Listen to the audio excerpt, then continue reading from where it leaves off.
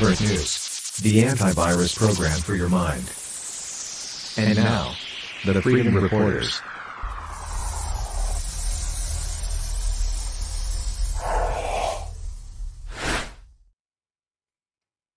Joe Biden is out.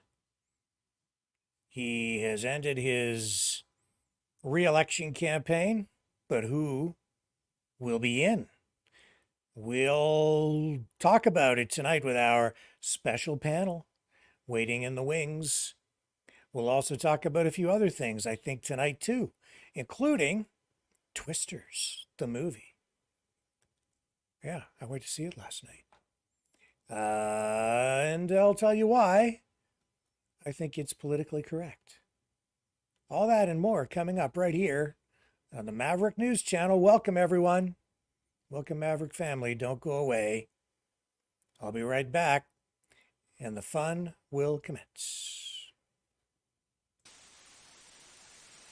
You know, someone very profoundly once said many years ago that if fascism ever comes to America, it'll come in the name of liberalism.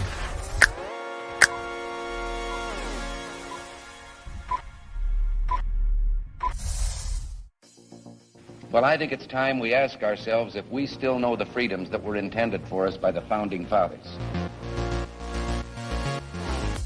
If we lose freedom here, there's no place to escape to. This is the last stand on earth. The entire world is watching. Every dictator, every crazy dictator in the world is watching.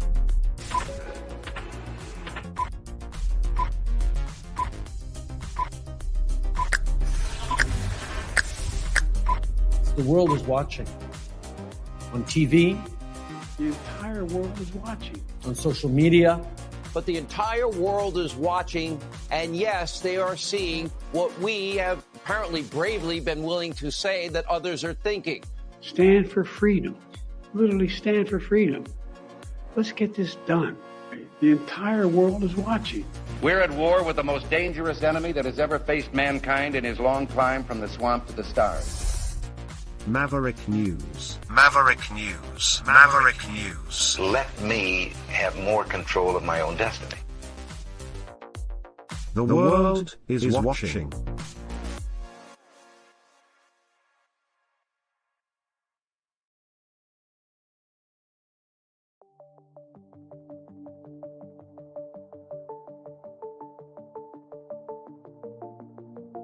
Greetings, brave Mavericks. Our quest for truth continues. We go beyond fake news. Together we expose propaganda. Together we pull others out of rabbit holes. We are maverick thinkers. We are all unique individuals. Defenders of individual rights and freedoms. Credible. Trusted. Grounded in reality. Maverick News. Maverick News. Defending free speech. Free speech. Donate at freedomreporters.com. Do it now. Tomorrow.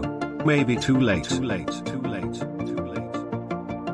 Maverick News. The world is watching.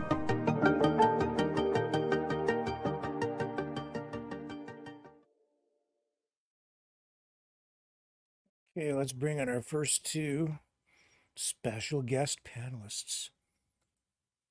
My friends, Joseph and Dragon. Hello. Hey, Dragon's in the bop. Bottom box this time. Ha ha. Living in the box. I needed help with this tonight. And I'm sorry, guys, I took last night off. One of those rare occasions. I spent some time with my wife, and she said, "Who are you?"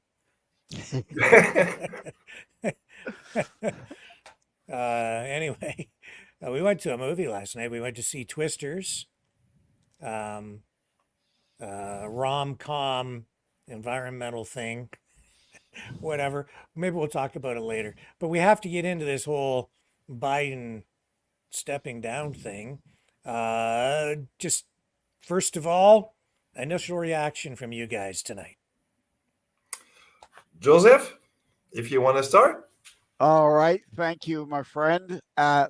Which I insist Rick needs to start playing Tom Petty. Stop dragging my heart around as your intro song. At any rate, all kidding aside, I last month was saying it was 70-30 he'd stay because of his hubris. Then a couple weeks ago, I changed it to 60-40. Then they started he's got the Wuhan stuff. Now it's 50-50. It's a coin toss. And sure enough, they flipped the coin and it came up cackling tails. And indeed, he's out. It was so many wanted him out. It was always whether they could coax him aside. And obviously, he's got some deal for the Biden crime family going forward, and he's willing to step down. Mind if I ask a question real quick? Do you think that he wasn't having the COVID, but he just took this excuses to take some times to have some advice from his advisors and family and whatnot, and see what's going to happen next? Yeah, well, I think a strategic way.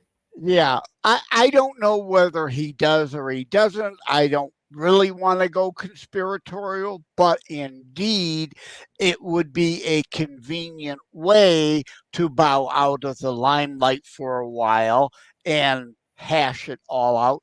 I mean, so many people said at some point they were going to pull the Wuhan hysteria card again so they could hide him in the basement. It's the only way they could proceed forward with him. So either way, they were going to do that, whether he has it or doesn't, so they could either hide him or replace him. Either way, it was going to factor in. We all knew it was coming. Indeed. I told everybody last week that he would resign by this weekend. What I said is we had sources telling me that he would resign by this weekend. And I said that I thought that that was very likely. He probably will. So I'll claim that I made a prediction, even though I sort of did it in a kind of a safe way. But yeah, it came true, right? This prediction. So there it is. I've been saying for a while. I didn't. I said a couple of weeks ago that he was done like dinner. Absolutely done. Inevitable. It was just a matter of time. Too much pressure on him from within the party. Though he's well, you can go back and find the thumbnail and on some previous broadcasts. I put he's toast. Biden is toast, I said. And that was a long time ago. So I'm going to say that I out predicted even Alex Jones. How about that? He was certainly toast in everybody's minds except his, which again is why back last month I was saying 70-30. Again, his hubris is why it took this long to get to what most saw as indeed the inevitable. Now, is it going to be cackling Kamala, though? Because again, the fascocrats don't care about the Constitution or the laws, but with identity politics, they're kind of stuck.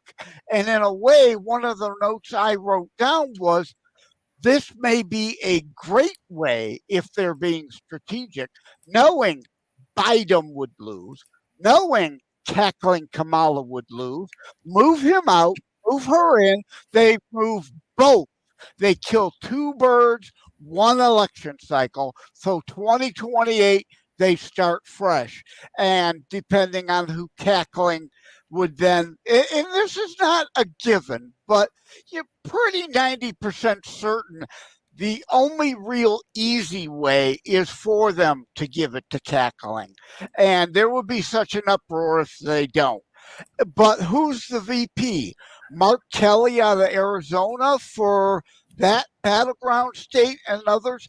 Wretched Whitler Michigan, battleground play, and of course then doubling down on identity politics. A double woman ticket?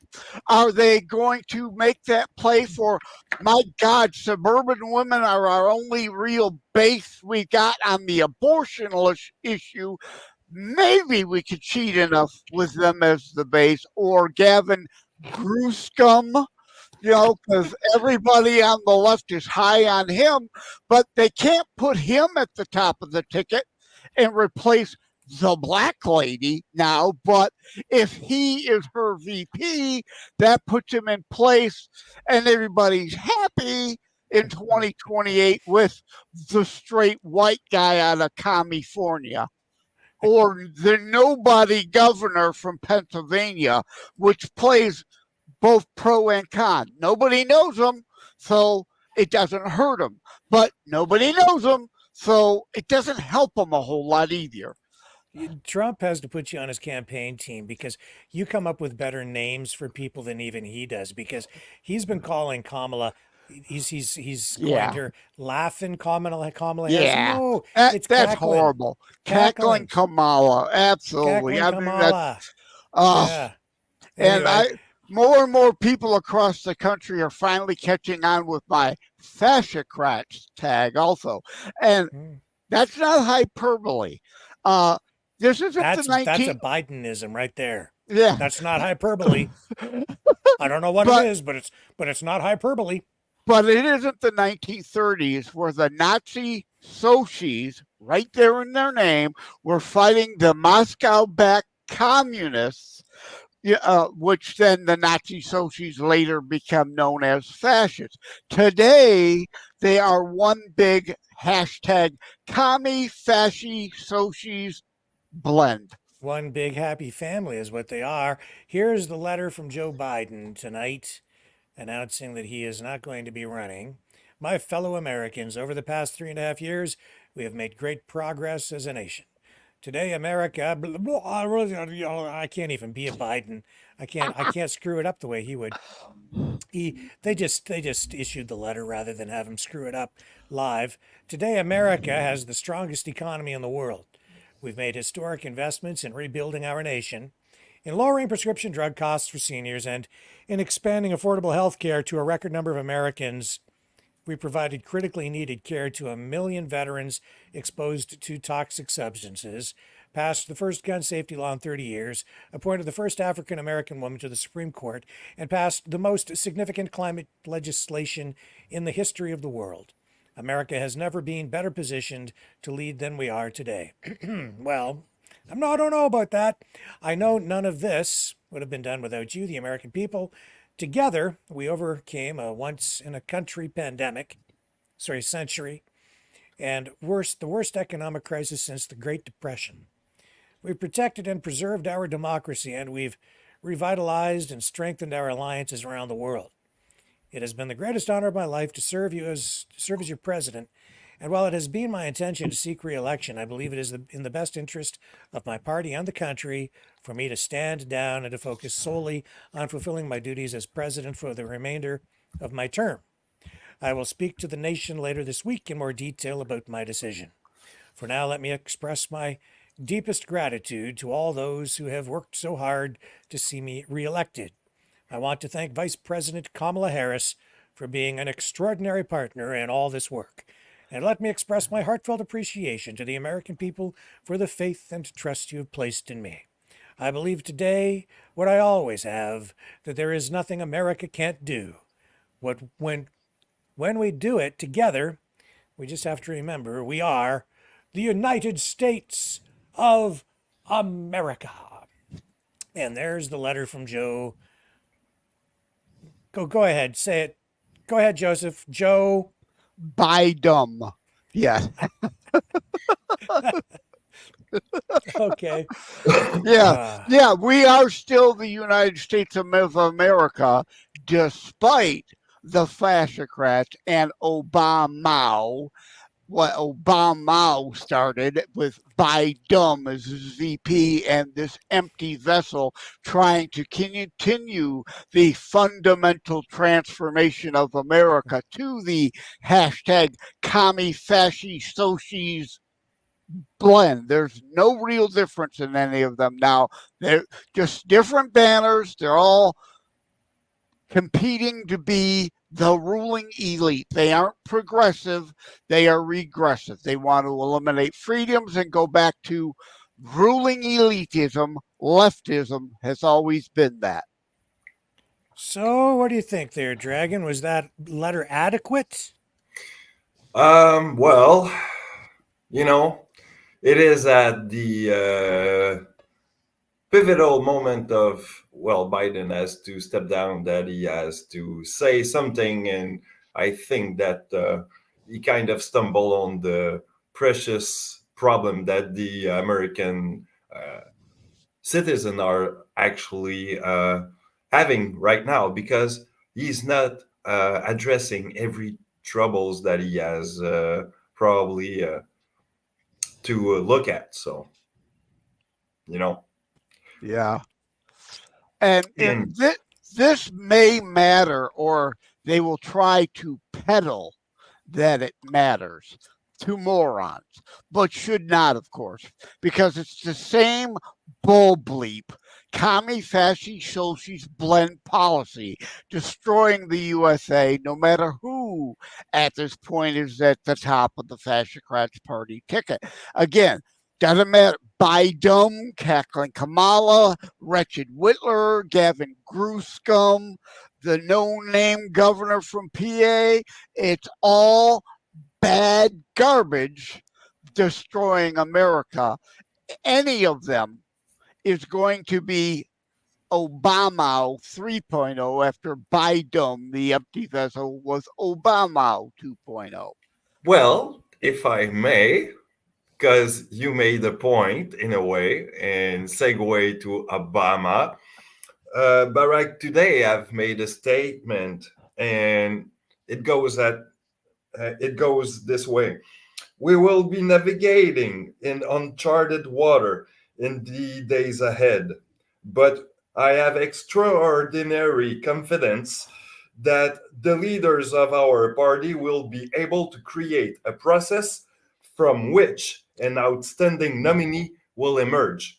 I believe that Joe Biden's vision of a generous, prosperous, and united America that provides opportunity for everyone will be on full display at the Democratic Convention in August.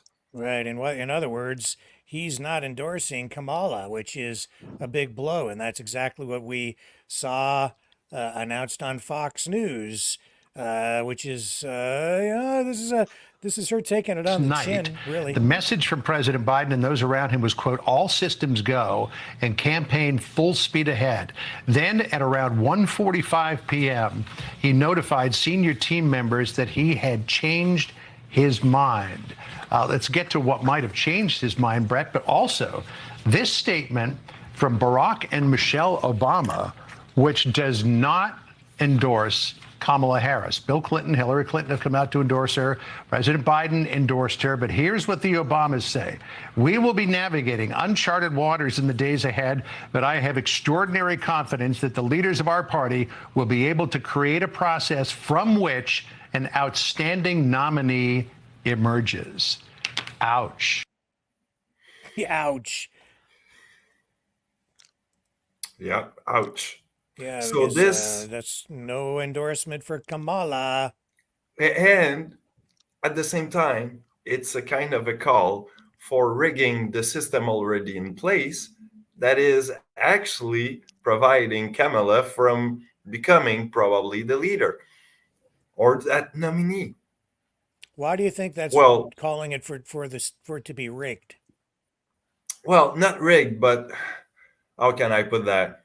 It's kind of you would just bend the rules. Actually, this is more Same accurate. thing. Yeah, bending the rules because Kamala should be the one who's being nominee now, in case of Biden, stepping out, right? Well, to me, Barack Obama is taking the right position. There should be a process if you believe in democracy at all. Yeah. Even within the party, there should be a process. People should be allowed to put names forward, go through, nomination, and then, who ends a process to select the candidate properly rather than just have the party select someone. And it isn't Mhm. an automatic process whereby the vice president just automatically gets to step into that role as the candidate. If Biden steps aside as president, she automatically becomes president. That's her job, but not to become the candidate. So I think it's the proper process. But of course, we're dealing with the Democrats. We see how they function, and there really is no democracy within the Democratic Party at all, as we've seen time and again. I'm Joseph. glad you said that because that's one of the notes I wrote down to make sure I mentioned. It is not the Democratic Party. It is the Democrat Party, and there's nothing democratic about them with how they pushed Bernie Sanders aside for Right. Obama, Yeah. pushed Hillary aside for Obama, pushed everybody, including RFK Jr., aside for Biden to be set up. They even rearranged primaries. They rigged their primary to make sure Joe Biden would be the 2024 nominee. And now they finally desperately got rid of him, which he might not have been the nominee if they wouldn't have rigged their primary election. That's right. Hello, Democrat, not Democrat. But Obama said it, okay? They are in uncharted water because they have created that stream in that ocean that they are in. Mhm. Oh man, I have to say, I have no sympathy for the Democrats. I have no sympathy for Biden. I think this. I think they reap what they sow. I think that they deserve this. This is a mess of their own making, Mhm.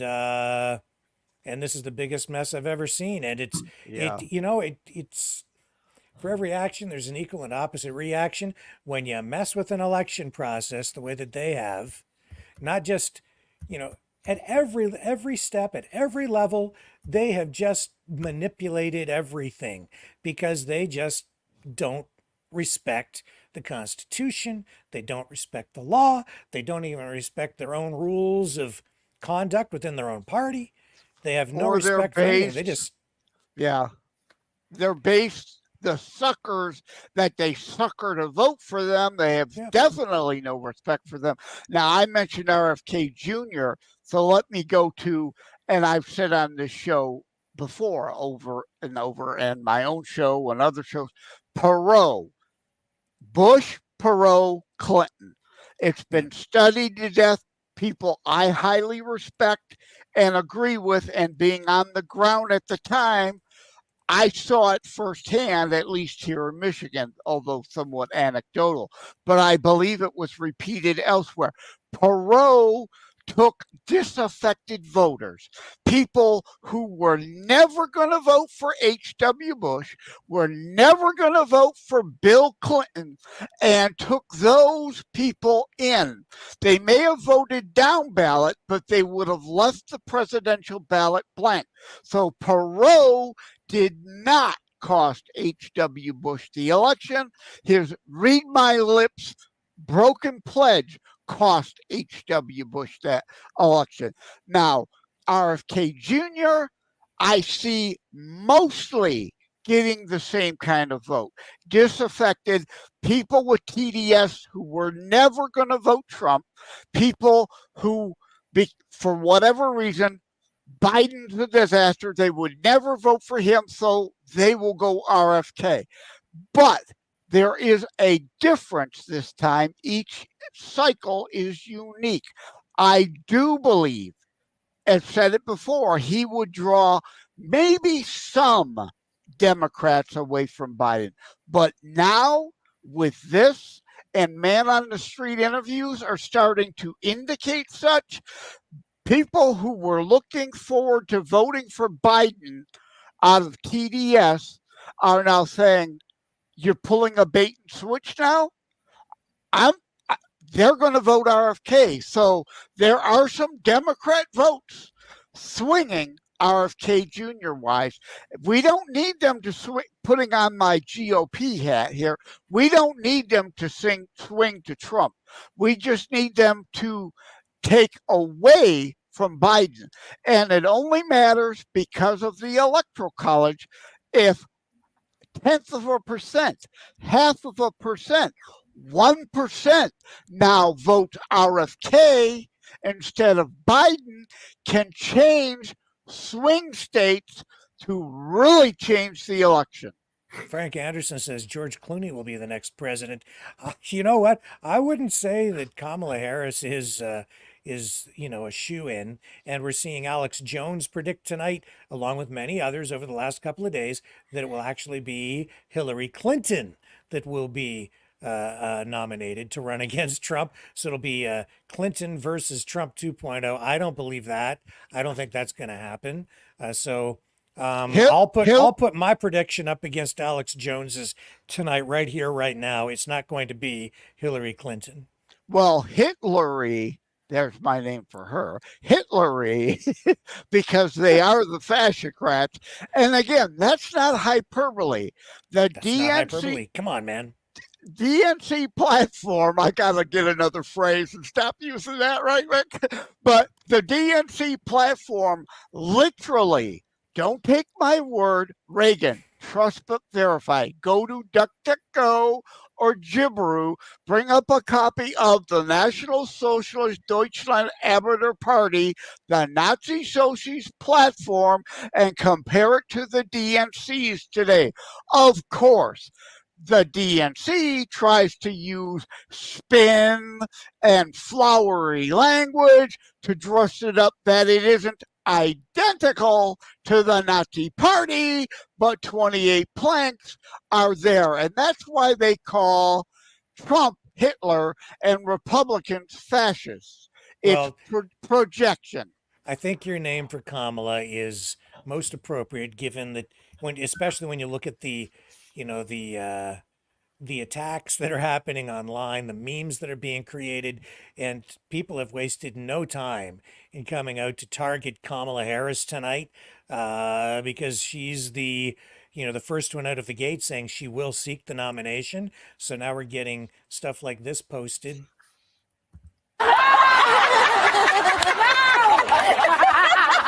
Poor hubby. Poor hubby. No.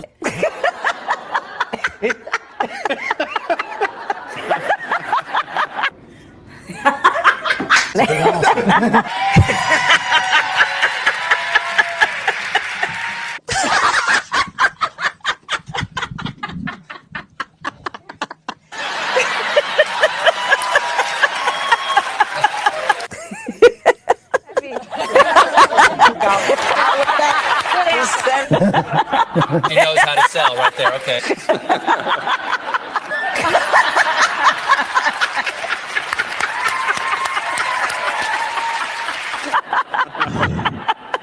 Wah, wah, wah. Yeah, exactly.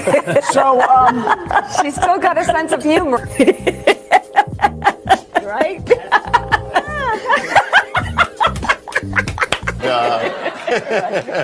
And I think in New Hampshire, you're going to swing by.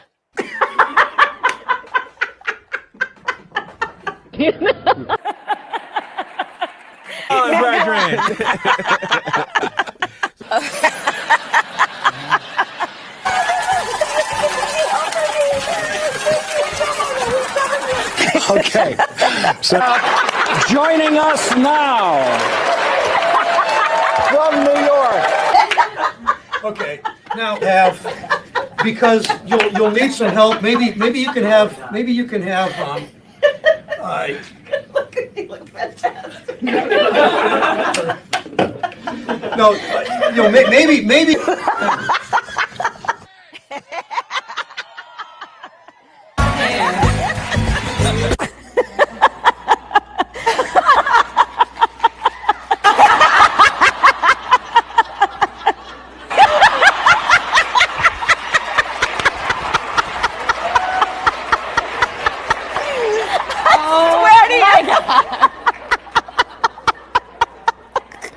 So, let's do this. Yeah, all those poor black people she put away for minor drug offenses, pot in California, have got to be thinking to themselves, yeah, this woman is high all the time. She's got to be high all the time. And I sidetracked myself. The point I was trying to make about Hitlery was Hitlery, if you don't know, has endorsed cackling Kamala. Magic Moon says, stop the insanity. Noella says, okay, it's annoying. Yes, it certainly is, isn't it? Can you imagine 4 years of that? I mean, it was bad enough when she was in the background as VP, but could you imagine 4 years of regular news conferences and appearances and foreign visits to foreign countries, appearance at the United Nations? Although that would be like having even worse. Imagine SW had 4 to mute years of Freeland. Mr. Speaker. Oh, there's her running mate right there. Sorry. If only Chrystia Freeland had been born in the United States, we could just send her back and let her run as VP down there. She's going to need a job anyway because Trudeau's about to turf her as deputy PM because he needs a scapegoat.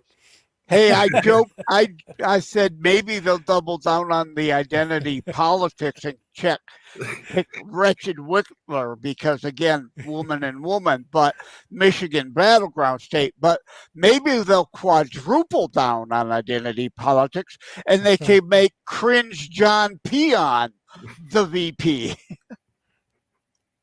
Sandy says that's the one who's high a lot. Bobblehead girl like Freeland, yeah.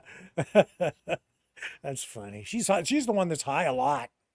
Yeah. Yep. That's what I said in the chat too. Again, she put all these people away for minor pot offenses, mainly blacks in California, but she appears to be high on pot every minute of the day. Oh my! A lot of people say that this woman right there, well, she likes to drink a lot once in a while, but not before 12. Nancy Pelosi. Or so we've heard. We're not making, these allegations have not been proven in a court of law.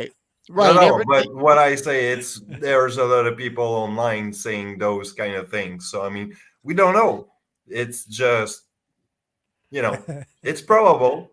Right, Dragon. They always say allegedly about Nancy Pelosi is drunk all the time too. So I heard somebody call her Nazi Pelosi today. Oh, how did I not come up with that? I am pissed off. Oh, it's okay. I stole it. Feel free to use it. Okay, it's not original, not from me.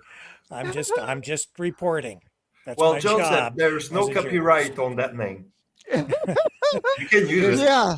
Here's a news conference with RFK Jr. reacting to Biden's announcement today. That's showing to the rest of us. I want to add that a little over a year ago, when I entered this race, I predicted that President Biden suffered from a degenerative condition that was not going to improve and that it would make it impossible for him to govern effectively. The reaction of the DNC to that obvious condition was to hide it from the American public and to use their power over the Democratic Party nomination process to make sure that nobody could compete with President Biden in a way that would expose his deficiencies. And as a result, we are where we are today, which is in a period of crisis. And we have two crises, and they both derive from the same condition, and that condition is the emergence of the domination of corporate power over American democracy that accelerated beginning in 2010 with the Citizens United case that unleashed a tsunami of corporate money into the American political process. And both parties are now captured by that corporate money. And they've lost any kind of authentic connection to the American people or to the populist goals of the Republic and of democracy. On the Republican side, President Biden promised the last time around that he was going to drain the swamp. But instead, he came in and he appointed a pharmaceutical lobbyist and CEO to run HHS, Verizon lobbyist to run the FCC, a Goldman Sachs CEO to run the Treasury Department, an oil lobbyist to run the Interior Department, a coal lobbyist to run the Environmental Protection Agency, and so on. And only today, President Trump has announced that in his new administration, should he win this election, that Jamie Dimon will be his choice as Commerce Secretary, and that Larry Fink, the director of BlackRock, will run the Treasury Department. This is the swamp. These are swamp creatures. And his pick as vice president is a salute to the CIA and to the intelligence community and to the military-industrial complex. Their gravy train is going to continue. And President Trump has a connection to the American people, a populist connection, but in many ways it's the same fraudulent connection that we saw with the DNC over the past year, concealing the real purpose of their objectives, which was to give us a president that represents corporate interests rather than the interests of the American public. We've seen two presidents who aren't really addressing any of the issues that are critical to our country. We have, if you look at President Biden and President Trump, you can look at them and say these are very different people. Their dispositions are different, their personalities are different, their expressed ideologies are very, very different. Their approach to politics could not be more distinct. But if you actually look at the policies over which they differ, over the landscapes in which they're staging this election, it's a very narrow Overton window of guns, of culture war issues, of abortion, of trans rights, etc. And the big existential issues that are actually facing our country are never addressed. The biggest of these, perhaps, is the national debt, which is now $34 trillion. The service on that debt alone is now greater than our military budget. Within 5 years, 50 cents out of every dollar that we collect in taxes will go to servicing that debt. Within 10 years, 100%. This is not sustainable. President Biden, President Trump offer no solutions. President Biden, on his webpage, has no policy issues addressing this or any other policy. He has a picture of himself and saying that we're going to finish the job, but he doesn't tell what job he's going to finish. He's going to drive a stake through the heart of the nation until it's completely unsustainable. That's something that let the me American finish people this. should know Let me about. finish it off. Let me drive President Biden can't talk the about last it. President spike. Trump can't talk about it because they're the ones chiefly responsible for running up that debt. President Trump came into office saying he was going to run the presidency as a business. He was going to balance the federal budget. And instead, he ran up an $8 trillion debt, more than all the presidents combined since George Washington. And President Biden is now on track to beat that number. So neither of them are even going to talk about this most existential. It's like, okay, I can't take it anymore. It's like, you listen to these guys talk, right? It's like, oh shit. Holy shit. Oh my God. What's going to happen now? Oh my God. And then this guy came along and he spent more than every president ever combined in one fell swoop. And then the next guy came along and he's on track to spend even more than the last guy did. More than all the other presidents combined. Now it's like, and I gotta let me in there. I gotta finish the job. If it wasn't so pathetic, I shouldn't even laugh, but I Yeah. can't help it. It sounds funny. Here's a question though. Do you guys know when he's making those kinds of statements, are they taking into account inflation over time and the actual value of money today versus the value of money over all those other years and those other presidents? Because of course inflation reduces the value of the dollars, therefore the numbers, my guess is they're not. They're doing all of this to make it sound a whole lot worse than it is. Let me answer this call. I'll leave you to answer that, Joseph. Okay, yeah. The issue here is generally measuring in percentage of GDP, spending to GDP level. And indeed, that has grown. We are now spending more as a percentage of GDP than we did during World War II. So it is an issue. And I will, taking off my Trump hat, my Republican hat, I agree wholeheartedly with RFK Jr. in that Trump, because again, I support Trump, but I'm not a cultist. Trump spent way too much money. He did not even threaten to veto one spending bill, let alone veto an actual spending bill to say, Congress, do better. We got to make cuts. So, yes, Trump, and of course, the whole Wuhan hysteria, there's a bit of a caveat during that year, but I mean, before Wuhan hysteria, Trump was still allowing way too much spending.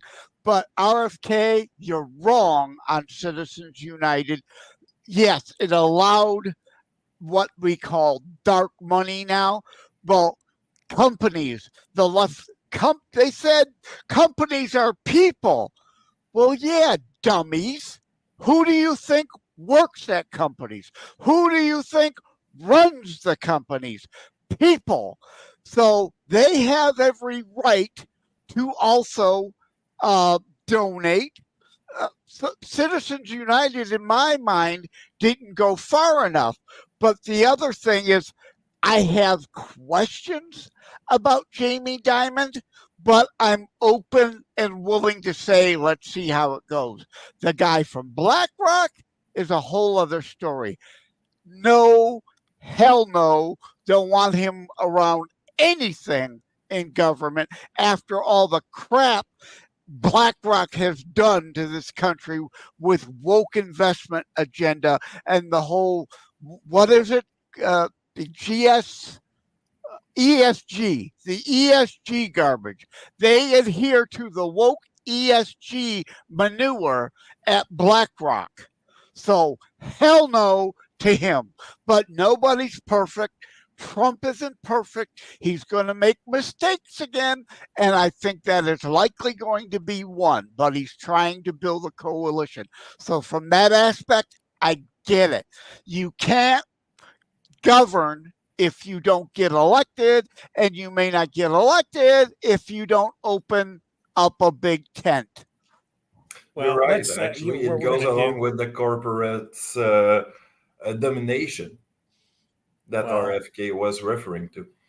Well, I kind of, now that it's an even stranger race, I think we're going to see more and more attacks on RFK Jr. And I don't know how he'll fare in that regard, but there was all of this, and I'm going to run this, run a couple of promos. We'll come back. John Scotty is on the line. He's going to join the conversation in just a moment as well. But let us not forget how fond RFK Jr. is of canines. Who let the dogs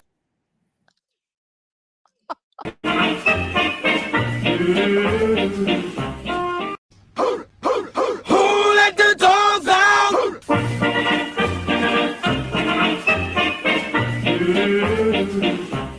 He is nuts and clearly disturbed. The Standard. Don't do me what you do to me. Hot diggity, dog diggity, boom, what you do. He's angry at Vanity Fair. His own family hates him. The New York Post. Kiss that away, bring me bliss that away, with a kiss that away. He sounds like he's transmitting from another galaxy. He is so crazy. The New York Post.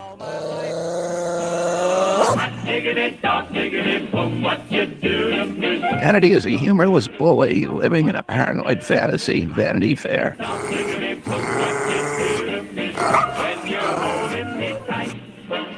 What the f*** is wrong with Bobby Kennedy?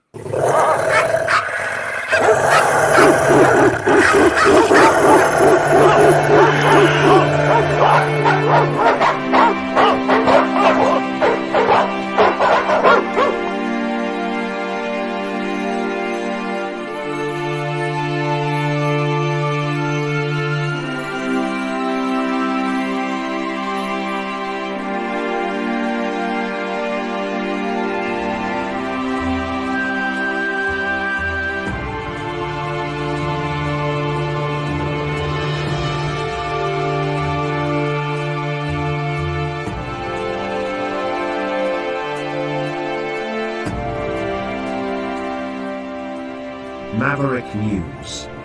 The world is watching.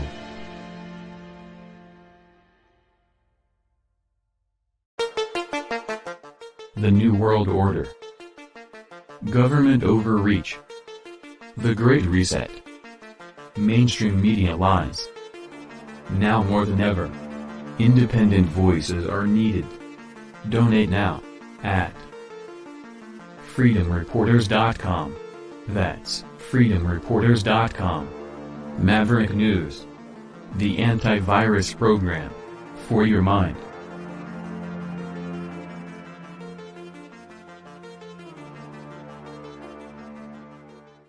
He's a fighter. He's a survivor. President Trump, defiant, strong. He is determined to make America great again. Pay tribute to the 45th President of the United States with this collectible t-shirt from the Maverick News Memorable Moments collection. Even a would-be assassin's bullet could not stop him. Instead, he emerged with his fist in the air ready to fight. For freedom. Get your Trump Fighting for Freedom t-shirt with any donation of $30 or more to Maverick News. There are 2 iconic artistic designs to choose from. But there is only one way to get these. Donate at freedomreporters.com. Support free speech. Free media. Support Maverick News.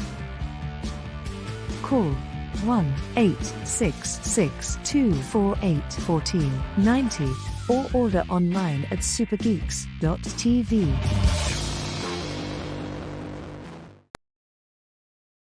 Okay, let's bring everybody back in. And on the line with us right now is John Scotty. Hello, sir. Just keep in mind, John, that these guys, you cannot converse back and forth because you can't hear them, but they can hear you. So go ahead and give us what's on your mind. Well, good evening, Maverick News family worldwide, including our best buddy in the United States, Joseph Leonard. Well, we've never met Joseph, but call me, Rick, call me old-fashioned. Joseph, you remind me of Dame Edna Everett, Sir Les Patterson, the famous Barry Humphries. You have the most incredible command over the English language, Mr. Leonard, sir. Next to Conrad Black, my friend. Wow, good evening, gentlemen. Worldwide news, eh? I'm not surprised Mr. Biden is stepping down. And gentlemen, all joking aside, no poopy depends jokes. All joking aside, you know what? I feel I have great empathy for this man. He has served his country in the best way he could do for 40 years. He probably should have left a little while ago, but you know what? He's trying to protect his legacy and give him a little bit of credit. The man has dementia, Alzheimer's, and they're finally doing the right thing with him. And I've got to commend the Biden family that they're finally doing the right thing and having him step down. What they've done to him is elder abuse to me for 2 years now. But that's a side note. May God bless the United States of America, the greatest country in the world, next to Canada. Give us a thumbs up there, Leonard. Thumbs up for Canada. I think Trump against Harris, she's even more disliked than Mr. Biden, you know.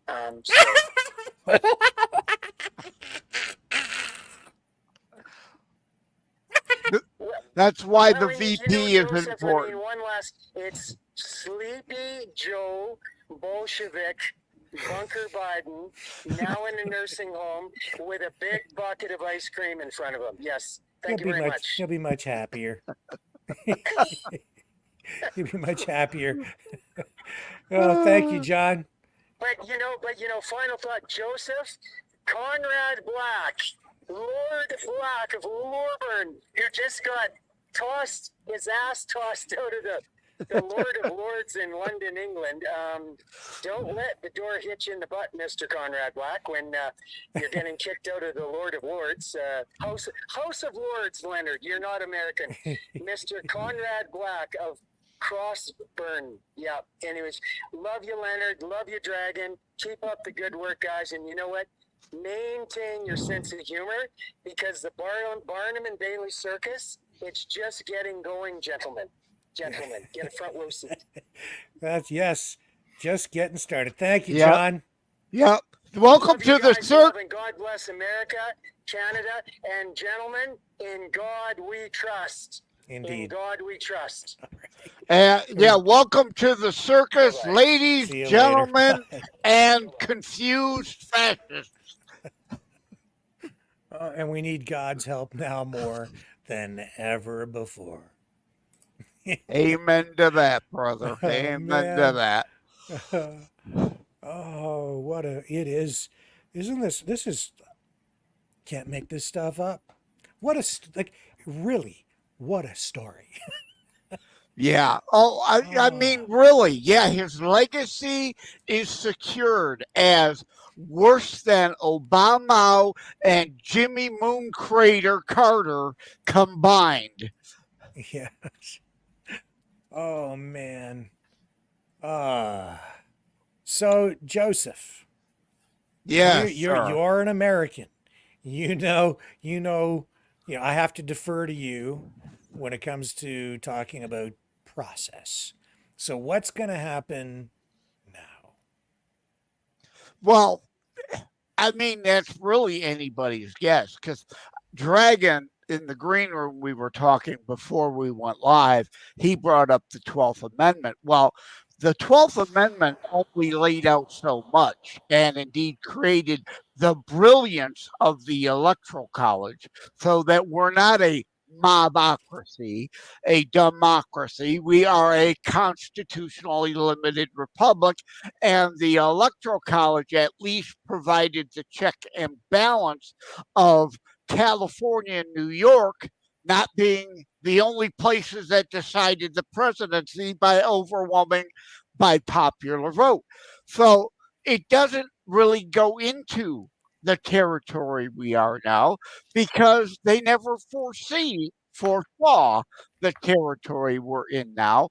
But again, it doesn't matter what the Constitution says or the various 50 state laws say, which what really comes into play here, because we already saw the fascocrats in 2020 in 5 states completely threw out their state law, which was what Texas v. Battleground State, that was filed, that the SCOTUS punted on because they knew damn well if they heard the case, they would have had to have sided with Texas and decertified 5 states because you violated every law in your book.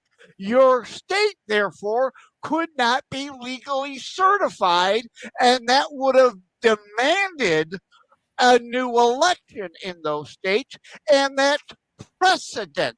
That's why they didn't hear it. They knew ahead what the ruling would have to be. So they tried to take a lame, well, you don't have proper standing. Well, the SCOTUS is the only place a state can sue or charge against another state. That's the only jurisdiction it can be held. But so you violated your laws, you disenfranchised our voters, and precedent had been there. Many states, including New York, several times have ordered new elections because it couldn't be certified. There was an issue, fraud was proven. In this case, prove fraud or not, doesn't matter. You ignored your law. You violated law. Period. Cannot certify that vote. A new election would have to be ordered. But several times in New York, judges have ordered in various elections, null, void, must revote. Okay, so what I understand from the research I've done, this is the process as it's supposed to unfold. If a Democratic presidential candidate steps aside in the middle of an election campaign in the United States, the process for selecting a new candidate involves several steps, which are typically guided by party rules and can vary depending on the timing and circumstances of the withdrawal. And so in this case, we're about midstream. We're about just, what is it? Just 3.5 months? Yeah. Yeah, 3.5 well, months or so. you mentioned party rules. They don't care about those either. Look at what they did again with super delegates. But they're supposed to follow party rules. So let's say they do. Okay. So step one, there would be the withdrawal announcement, which we just got. The current candidate formally announces their withdrawal from the race. We got that with Biden today. And in this case, it's because he's losing his mind, which we've clearly laid out here, and others have pretty much all over the world. Then there's a party leadership decision. The Democratic National Committee takes the lead in deciding how to proceed. The DNC has bylaws and rules that outline the procedure for replacing a candidate, which they generally speaking don't follow. Consultation with state parties then kicks in. The DNC will likely consult with state Democratic parties to understand their perspectives and ensure that the process with state-specific rules and deadlines. And then, depending on the timing, the DNC may call a special meeting or a mini convention to select a candidate. I think we've already seen that process underway in sort of a semi-public way in back rooms over the past couple of weeks. Well, since the debate, all right, that's sort of been taking place. And that involves party officials, delegates, other stakeholders who have a say in the selection process. Then the nomination of a new candidate. The selection of a new candidate can involve a vote by the DNC members, superdelegates, or a broader convention of party delegates, similar to the process used during the national convention. We've got the big convention still to come up, right? Ballot access and legal considerations. The new candidate must be added to ballots in various states, which involves navigating state election laws and deadlines. And this can be a complex process requiring coordination with state election officials. RFK Jr. talked about that in his news conference today, saying he's actually in a better position now than the DNC is because he's on a bunch of ballots, in many states. The DNC has to kind of start all over again. Nominating the candidate, the selection.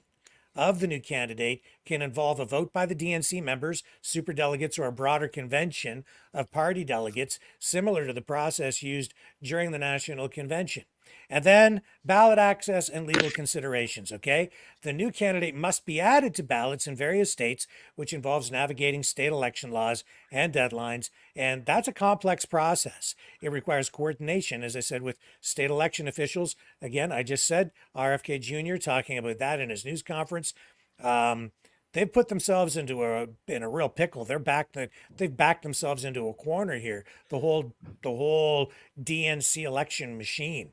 And then they have to restart the campaign. Once this new candidate is selected, the campaign machinery needs to restart. That includes fundraising, rallying supporters, reorganizing campaign strategy and logistics, and then public communication. The party must effectively communicate the change to voters, ensuring that the electorate understands the reasons for the change and rallies behind the new candidate.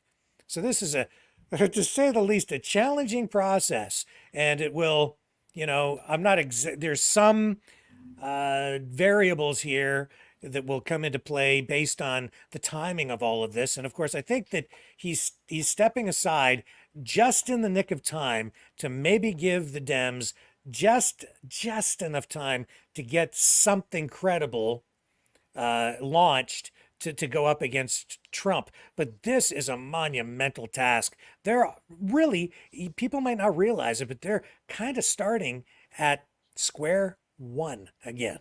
Yep. All that you just said matters not one whit. Because Yeah. we already seen Democrat secretaries of state ignore their laws and just do what they wanted. And in states that they don't control the state, they will get a federal liberal activist judge, a Ketanji Brown moron who doesn't know what a woman is, but will order them on the ballot regardless of whatever the state law is. So there's that. And the other thing is, if he's not qualified to run for another term, the 25th Amendment, should he be replaced? Well, for the sake of the country, is it better to have idiot Biden or cackling Kamala? Well, it doesn't matter. He's gone, It doesn't, so we're it focused doesn't on matter. this Yeah. now. Well, it doesn't He's matter toast. because others behind the scenes are running things anyway. But for the Democrats, it would help cackling Kamala if he is removed or resigns and assumes the presidency and is therefore an incumbent for 3 months. So if the Democrats were smart, they'd elevate her to the presidency via the 25th, because then they do nothing for 3 months. No more damage. So that, hey, it looks like cackling Kamala's better than Biden. Well, it's a done deal. He's resigned now, and he Yeah. stepped aside, but he's still the president. Yes, and he'll ride this out. So they've got to go through this process, right? And tonight, Trump this is funny. Here he is. He says, "So we are forced to spend time and money on fighting crooked Joe Biden. He polls badly after having a terrible debate and quits the race. Now we have to start all over again. Shouldn't the Republican Party be reimbursed for fraud in that everybody around Joe, including his doctors and the fake news media, knew he was not capable of running for or being president? Just asking." Legitimate question. Yeah. Oh, and it's brilliant. Brilliant electioneering. Brilliant. So do you think they should be reimbursed for all the money they spent attacking the guy? I don't think so. I don't think it works that way, Don. Then he says, "Does everybody really believe that Crooked Joe had COVID? No, he wanted to get out ever since June 27th, the night of the debate, where he was completely obliterated. That was the big moment in Joe Biden's demise." That was the point in time when Joe was revealed for what he is, an incompetent man who should never have been president. Joe Biden is not fit to serve. He is destroying our country. That's a little bit But that overdosed. goes back to what I said at the top of the show. They're trying to sell this now as if, hey, the fascocrats are different now. We're going to be led by cackling Kamala or wretched Whitler or Gavin Grewscum or the nobody knows from Pennsylvania or Mark Kelly from Arizona as the VP. Hey, this is a different party. No. You're still the fascocrats. It's still the same policy. If you put a parrot that just goes up there, Polly want a cracker, same policy, destroying America. So this matters not one whit, except to fools who try to spin it as such. So basically, we have a month here where the nomination process will, play out, and then we'll find out who the candidate is going to be during the convention. And I think we're looking at a date of August 19th, I think. Yeah. So it's the 21st here today. So we have basically a month to play this out. The Democrats can use this as, subject matter to fuel public interest in their campaign. But it's a dangerous thing, because if they have a nomination process, traditionally what happens is the candidates spend a lot of time attacking each other and running each other down. So while Trump is out there campaigning, the Democrats will be fighting amongst themselves, and then they have to go through the process at the end of that, after selecting the campaign, of reunifying the party after they finish tearing each other apart. That's not a really good position to be in at the end of August going into the election.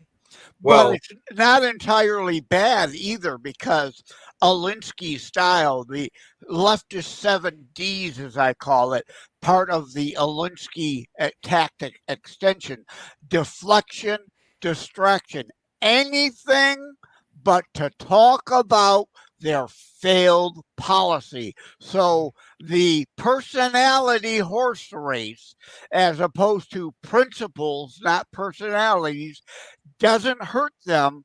It deflects from their failed policy. They want the drama to try to distract. Sure, and the soap opera is always a lot more interesting than the actual discussions on geopolitics, which the vast majority of people don't understand, because they don't, they're not, they start to glaze over and go to sleep when people start talking about economics, right? Well, which is what goes on around this channel a lot. It's like, oh, there's Rick talking about economics again. If you look at it this way, all right, I mean, you got Biden going sideways, all right, and we have now to look into a new nominee, right? It's going to take a month, probably, like you said, Rick, to get the new nominee, get into the process. I love the way you say that in what is that, Franglish? Franglish. Unanimity. And you Can you say that again? Say it again. And unanimity. Unanimity? How will I try to? Unanimity? How do you spell that? Right. How do you spell that? Channel. This is what happens when you have somebody from Montreal on talking about U.S. politics. It's unanimity. So we have Biden with, stepping out, and now we need to find a new nominee. And this new nominee, we don't even know who it is. You should hear me try to speak. You should hear me try to speak Spanish or French, man. I mix Spanish, French, and English together, and it just turns into a stew of a disaster stew. Man, it turns into a cackling Kamala word salad. God, right? It's awful. It's just terrible. It's my elementary school French with mixed in with a couple of years of Spanish that I've mostly forgotten now, years after learning how to speak Spanish, and I never use it, so I can't speak it anymore. Well, sometimes I say I got a switch in my head that goes from French to English, and Yeah. sometimes I got to switch it completely, but it doesn't want to. It's just keeping on this little mark, Frenchy. That reminds me of a quote from Pierre Elliott Trudeau, Justin's father, years ago. Somebody asked him, "What language do you think in, English or French?" And his response was, "I think in the abstract."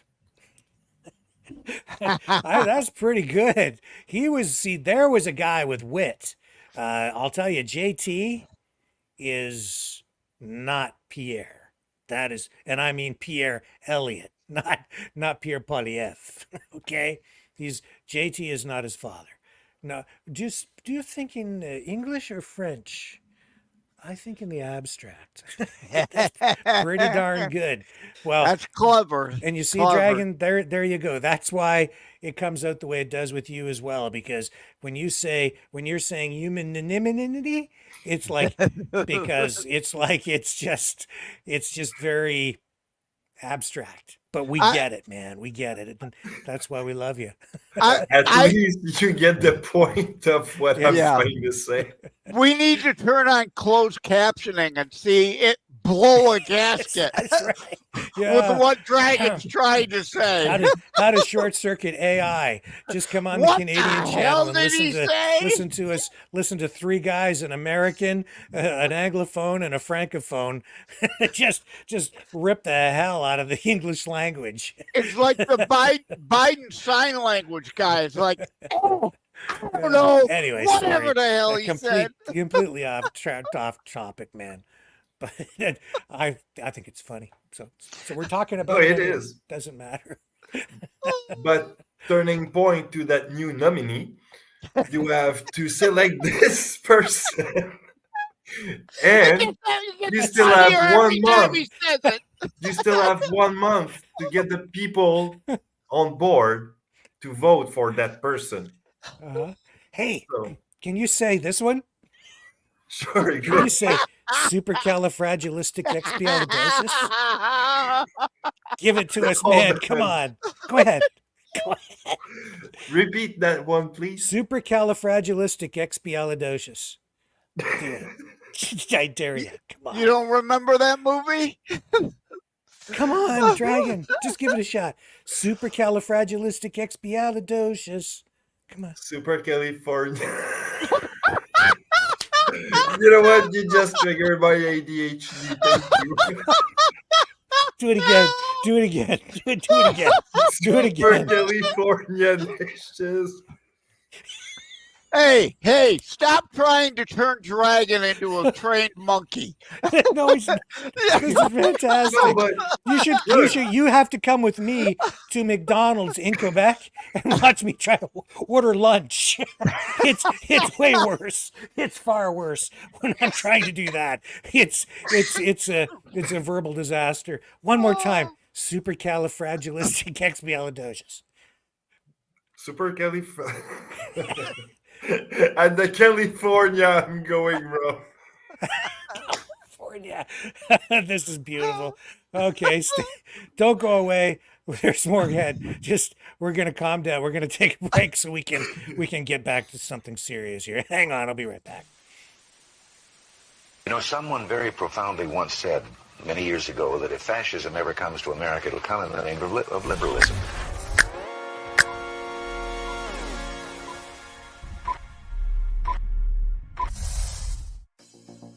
Well, I think it's time we ask ourselves if we still know the freedoms that were intended for us by the founding fathers. If we lose freedom here, there's no place to escape to. This is the last stand on earth.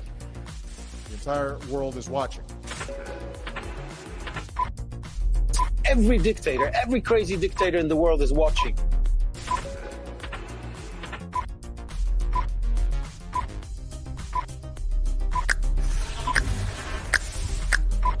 The world is watching. On TV, the entire world is watching. On social media. But the entire world is watching, and yes, they are seeing what we have apparently bravely been willing to say that others are thinking.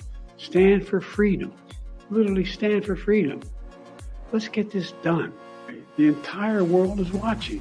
We're at war with the most dangerous enemy that has ever faced mankind in his long climb from the swamp to the stars. Maverick News. Maverick News. Maverick News. Let me have more control of my own destiny. The world is watching.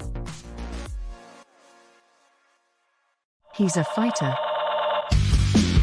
He's a survivor. President Trump, defiant, strong. He is determined to make America great again. Pay tribute to the 45th President of the United States with this collectible t-shirt from the Maverick News Memorable Moments collection. Even a would-be assassin's bullet could not stop him. Instead, he emerged with his fist in the air ready to fight. For freedom. Get your Trump Fighting for Freedom t-shirt with any donation of $30 or more to Maverick News. There are 2 iconic artistic designs to choose from. But there is only one way to get these. Donate at freedomreporters.com. Support free speech. Free media. Support Maverick News. Call 1-866-248-1490 or order online at supergeeks.tv.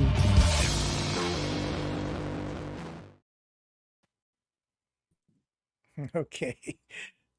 Oh, my dragon's just stepped aside and he's back. Okay. Yeah, man, you know, when I go to order lunch in Quebec and they don't understand what the hell I'm saying, you know what the trick is, right? You just speak louder. It's like, I'll have a hamburger. And they're like, pardon? And I'm like, oh, that's Spanish, isn't it? Okay. So it's like, I'm like, le hamburger? And they don't understand. And they're like, and I'm like, le hamburger? Le hamburger. You just shout it. You just shout. Then they understand. You just shout louder. That's what you do. Yeah, like the Biden going back between the whisper and the loud type thing, right? Oh, wow. But I will say, no worry, guys. None taken here. I mean, I'm well aware of my ADHD dyslexia, so sometimes, you know, I slip on my tongue like Biden, and I'm well aware of my difficulties, but it's all good and all funny. We all do. We all that, you know, that's another. I'm glad you kind of said that. That leads me to the thought. We all have verbal slip ups at times. You know, Trump does, but Trump may do it on occasion. Biden, it's a dozen times a day. Hey, You cannot equate the two. Hey, Dragon, you've got 2 languages in your head, man, and you do well, right? So no criticism, but it is endearing to hear you hear you kind of well, it's your accent is what it comes down to. Yeah. It's funny. It's Can funny you sometimes. imagine Melania with funny. 5 different languages actually man. in her head? Oh my God! Yeah, well, I'm this is my brand. There you go. That's your brand. Yeah, that's you. Here's Tulsi Gabbard pointing out that not only do some people butcher language, but Kamala Harris butchered lives. I want to bring the conversation back to the broken criminal justice system that is disproportionately negatively impacting Black and brown people all across this country today. Now, Senator Harris says she's proud of her record as a prosecutor and that she'll be a prosecutor president, but I'm deeply concerned about this record. There are too many examples to cite, but she put over 1,500 people in jail for marijuana violations and then laughed about it when she was asked if she ever smoked marijuana. She blocked evidence. She blocked evidence that would have freed an innocent man from death row until the courts forced her to do so. She kept people in prison beyond their sentences to use them as cheap labor for the state of California. And she fought to keep cash bail system in place that impacts poor people in the worst kind of way. Thank you, Congresswoman. Senator Harris. I want to bring the conversation. So that's the kind of stuff that's going to be dredged up again heading into, well, now over the next month as they Yeah. select the candidate. Yeah, Rick, I know you like my tags. Another one I have for her is Kamela, Kamele, right? If she gets the presidency, it will be an extinction level event. Kamela. It very well may be. That is entirely possible. Oh my. Personally, I love Gubar a lot. She says a lot of good thing. I mean, she has a lot of point. She makes a lot of. I think she thinks a lot for the American citizen, and she should be a good pick too. One day, probably she'll be the president. Never What's know. going on over here in the chat? What do we what do we have? Thank you, Noella. Let's see here. See if we can get caught up and give people a little attention on the screen here. The hell with Noella all says, them. I love the way you speak, Dragon. You see, it's true, man. A man with an accent, right, is always popular with the ladies. That is true. And I'm not talking about my kind of accent. I've heard that. A lot of ladies digging into the Frenchy accent. I heard. Yeah, man, they're digging it. They're digging it. Another reason why your walk-in song needs to be "Stop Dragging My Heart Around." And let's see, Magic Moon says, if you like liars and thieves, you might be a good candidate as a politician. And Jesse says, Alicia, look at its origins. I don't know what that is. That's making reference to something much earlier. That's about it in the chats. That's sort of related to what we're talking about. Angela people are saying talking about everything that she above, likes French accent. Oh, Isabel says, I was married to a French man. He had bedroom eyes. Okay, say no more. Isabel says, French men are sexy. Ooh, dragon. SW says, you must be a ladies' man. Well. And Alicia says Walt Disney was Canadian. Is that true? No. I don't think so. I don't think that's true, is it? Maybe his family origins go back there, but yeah, probably, but I'm not sure of this one. That's a good question. No, he was born in Chicago, Illinois, December 5th, 1901. So that's clearly disinformation. Somebody's but out there spinning up conspiracy theories. Were his parents originally like from Quebec and came to Chicago when he was born there?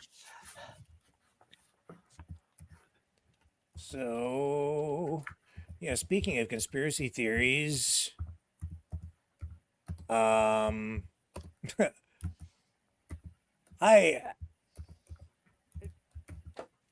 don't know, man. It's like I'm looking at this Trump assassination attempt thing, and it has just gone like right off the deep end with a lot of people.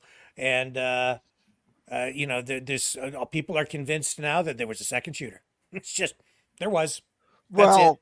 I was on with Dick Kupke on Wham Radio the other day, having a three-way conversation with the owner of the station, Faye Roan, who brought up indeed, this isn't like JFK's assassination. All kinds of people had audio and video equipment running. So, indeed, forensic analysis, which we wouldn't have had even 25 years ago, say or claim, it is alleged that there were three distinct different types of guns that were fired. Well, that could be the gunman and two from Secret Service. It could be a second assassin gunman and one who knows? So I don't doubt there may have indeed been more shots fired then from what we know, there were at least two. But if there indeed was this It third appears, weapon, and if I may, because I think you're just a little bit behind in the information dissemination game, there is a report on Fox News. Let me see if I can find this, saying that there was indeed another gun, a third gun. The report is that the shot from the third gun came from a local police department sniper who also took a shot at the gunman on the roof. right? But conspiracy theorists are saying, well, he's just claiming that as part of the cover up. And that was my point I was getting to. I believe indeed 3 guns were fired, but who they belong to is where the conspiracy world goes nuts. And Right. I just wrote an article on before it's news, the Trump assassination attempt. Facts versus speculation, needing sound investigation to seek facts versus fiction. How about we stick with what we can 100% prove? You don't need to go off into conspiracy la la land to make the point. They wanted to kill him. They who, does it much matter? Obviously, someone who fears he will upset the deep state. That alone, conjecture in people's own minds without having to plant that thought there as a conspiracy, is enough to potentially shift vote. Well, I got another conspiracy theory probably. I've heard in certain states that, and I don't know about Pennsylvania, but some states and Department of Police has been stolen of their equipment in certain cases. So, is there a conspiracy theory that I can probably find behind that? I don't know, but I mean, it's just conjecture, and I'm just saying blah blah blah right now. But is there something there? I don't know. Yeah, and that's my point. In a show like this, and like during Trigger Talk on Wham Radio on Saturdays when I called in, of course we're going to talk about those things. But my point in my article is the average Joe Schmo, the schmuck on the street, if you're going to talk that as opposed to just the generic, we all saw they tried to kill him. Figure it out for yourself why, and you should be voting for him, is enough on the street to the average schmuck that it should make a difference. On a show like this, of course, we're going to deal in the speculations and the what ifs, but out on the streets, all you're going to get with that are eye rolls, people walking away, thinking you're a nut and not taking you seriously. And in fact, you might drive votes away when you're trying to get votes to come your way because they think you and everybody else then supporting Trump is a lunatic. So it can hurt rather than help. But yes, on a show like this, obviously we're talking news. We have to cover those things. But again, on the street, I don't talk that stuff to people on the street. It just drives people away. They roll their eyes and walk away. Well, I'm only dealing with it to the degree that, I'm telling people to not pay attention to it unless it's really grounded in fact. And that's what I'm trying to find this Fox News support. There's just so much stuff rolling in here tonight because of this. It's just, I'm having trouble finding the clip. But the bottom line is, I see the other night, I called out this guy, this doctor, what's his nuts is. Chris Martenson? Yeah, that guy. Prosperity? Yeah. And I was saying that, he his methodology was flawed. He was just using an audio recording. I'm going to try and find it here because I want to show you what I'm talking about, because people are attacking me. I'm like, okay, whatever, man. But they're saying you were wrong. No, I wasn't wrong. I was 100% right. And I'll tell you why I was right. I'll show you why I was right. But you guys talk for a minute while I find this. Because I know Peak Prosperity for a long time, and well, I was listening actually to Chris Martenson when he was doing COVID conspiracy theory kind of thing, because he's a doctor, right? But when we speak of, say, science base or the science base or say medical base, he's kind of on point. He can, bring you at the right place most of the time. But on a conspiracy theory like an assassination attempt on someone, I'm sorry, Chris, he's probably out of his ballroom kind of thing. and to the conspiracy thing, back to the Wuhan hysteria, Biden vaxxed and quadruple. We don't want to talk too much about this on YouTube, Joseph. Yeah, well, I think just saying that enough makes the damn point. We were all called conspiracy theorists, but look at the guy, and he claims he still got it. That's what I said the other night. It's a good thing the vaccine is so safe and effective, because the president who just got COVID for the third time, it's a good thing he's fully vaxxed and absolutely totally boosted. Exactly my point. Yeah. Proves we were right all along. It's so safe and effective. I'm so relieved to know that he's, just shows that it works. Anyway, okay, I've got one of the clips. Still trying to find the other one. Hang on. This is really hard because I've got so much stuff. But I'm going to show you. Well, it's like I've said elsewhere.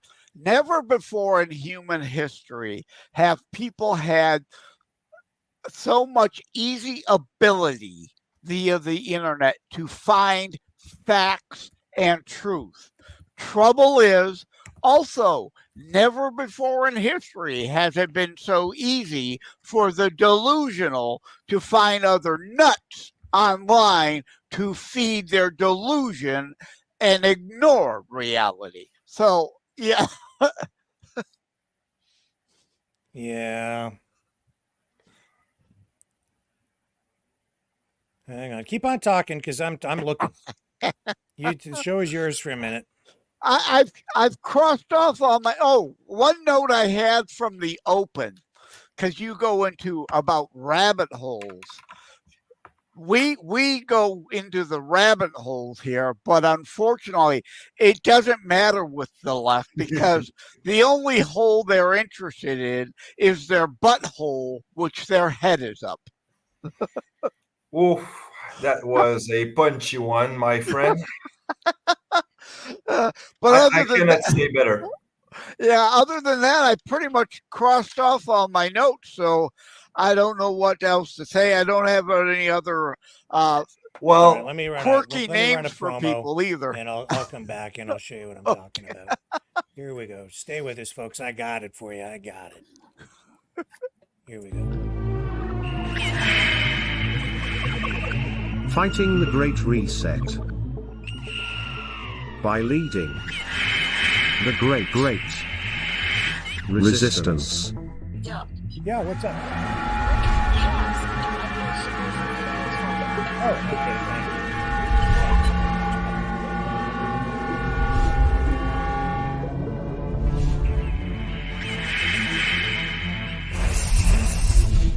you. Maverick News.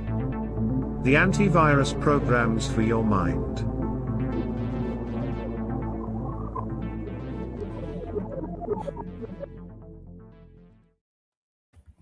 Hang on. Yeah, I'm not sure who you were talking to, but we kind of heard you talking to somebody while the promo was going there, Rick. Bear with me. Bear. Oh, okay. At any rate, hey, since I'm alone.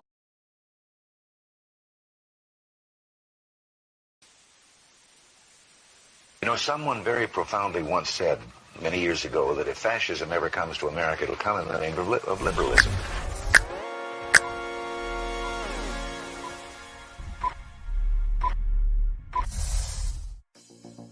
Well, I think it's time we ask ourselves if we still know the freedoms that were intended for us by the founding fathers. If we lose freedom here, there's no place to escape to. This is the last stand on earth. The entire world is watching. Every dictator, every crazy dictator in the world is watching.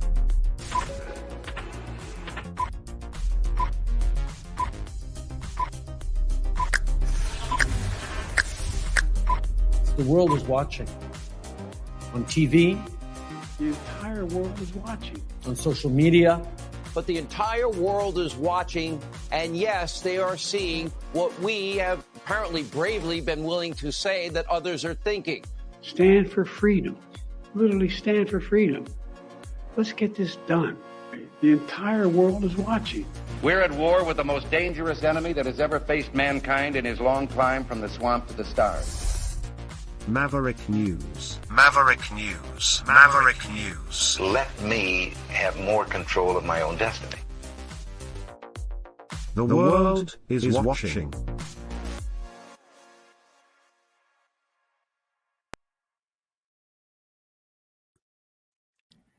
Okay, it's just way too much for me to do this on the fly. Dragon's gone. Let's talk about something else. I'll come back to it. Okay. Well, Merrick wants to know what I was going to say while we were flipping through screens. Sure. Merrick, I was just going to tell a joke to kill time while Rick was looking, and that would have been from my Terror Strikes book. To be or not to be is truly the question. Because if it's to be, I got bingo! Now you know what I was going to say. I was just trying to kill time. Yeah. So I don't like it. I was told it's somebody posted it in the chat. I don't know what chat, where. I've got multiple chats, multiple channels, private chat, public chat.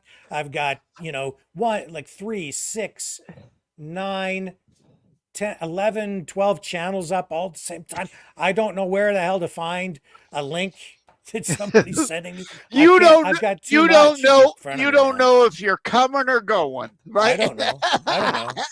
Here's Dragon back. What happened to you, Dragon? Well, Dragon, what was the name of the doctor guy who you were talking Chris about Martinson. here? Chris Martinson. All right, I'll find it that way. All right, while Rick's busy, I'll tell another joke. This also was copyrighted in 2006 in my book. Guy walks into a bar, says to the bartender, "Hey, bartender, give me a Coke with a Viagra in it."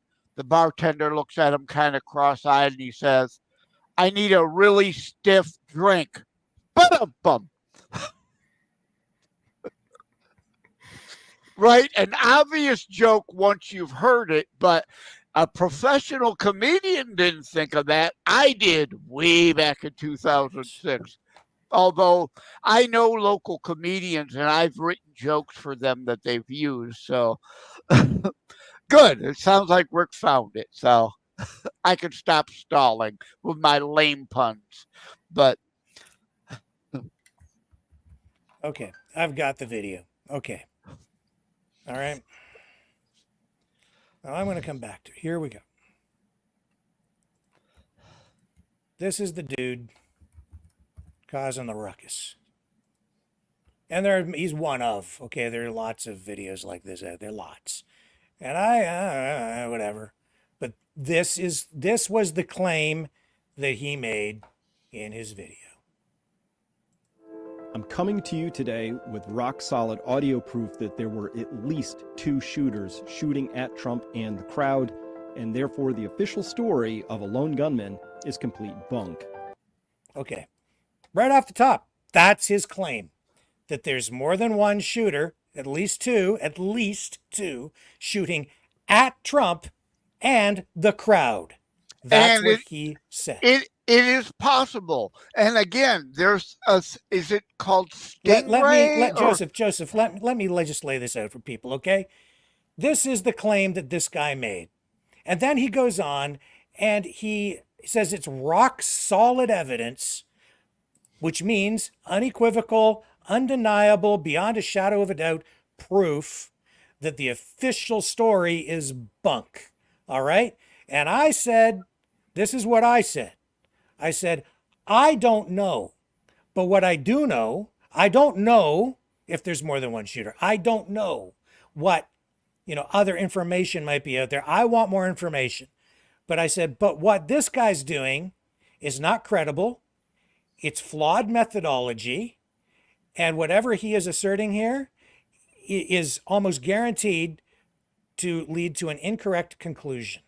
He's wrong. He's going to be wrong because he's using the wrong methodology. He had a single audio recording of what happened, that he pulled from social media, from a location that is not precise, doesn't really know exactly where the recording, precisely where it is. He's analyzing the audio with a 1100. A free audio program that he downloads off the internet called Audacity, which I use it myself from time to time. It's not really a very good audio editing program. I rarely ever use that. I have better audio editing tools here. But he's saying that this is unequivocal proof. And he not only, that there's a second shooter shooting at Trump and the crowd. He also says that he also gets into trajectory, talks about elevation, location. And I said, I'm not a ballistician. I am not a weapons expert.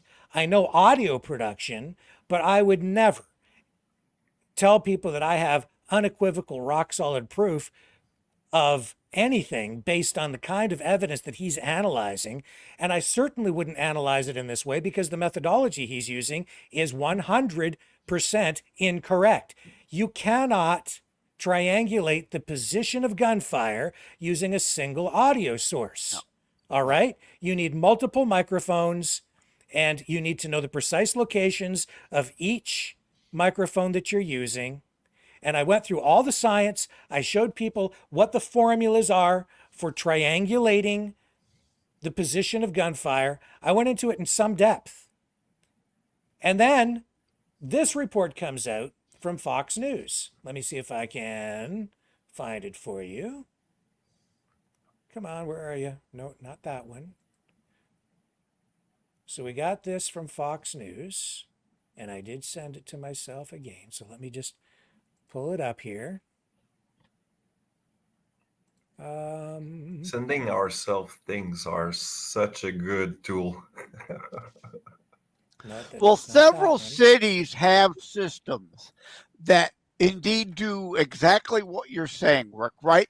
Multiple mics, and they can, if there's a gunshot, the police know it can be triangulated. Yes, using one audio source, you might be able to say, it certainly sounds like 3 guns.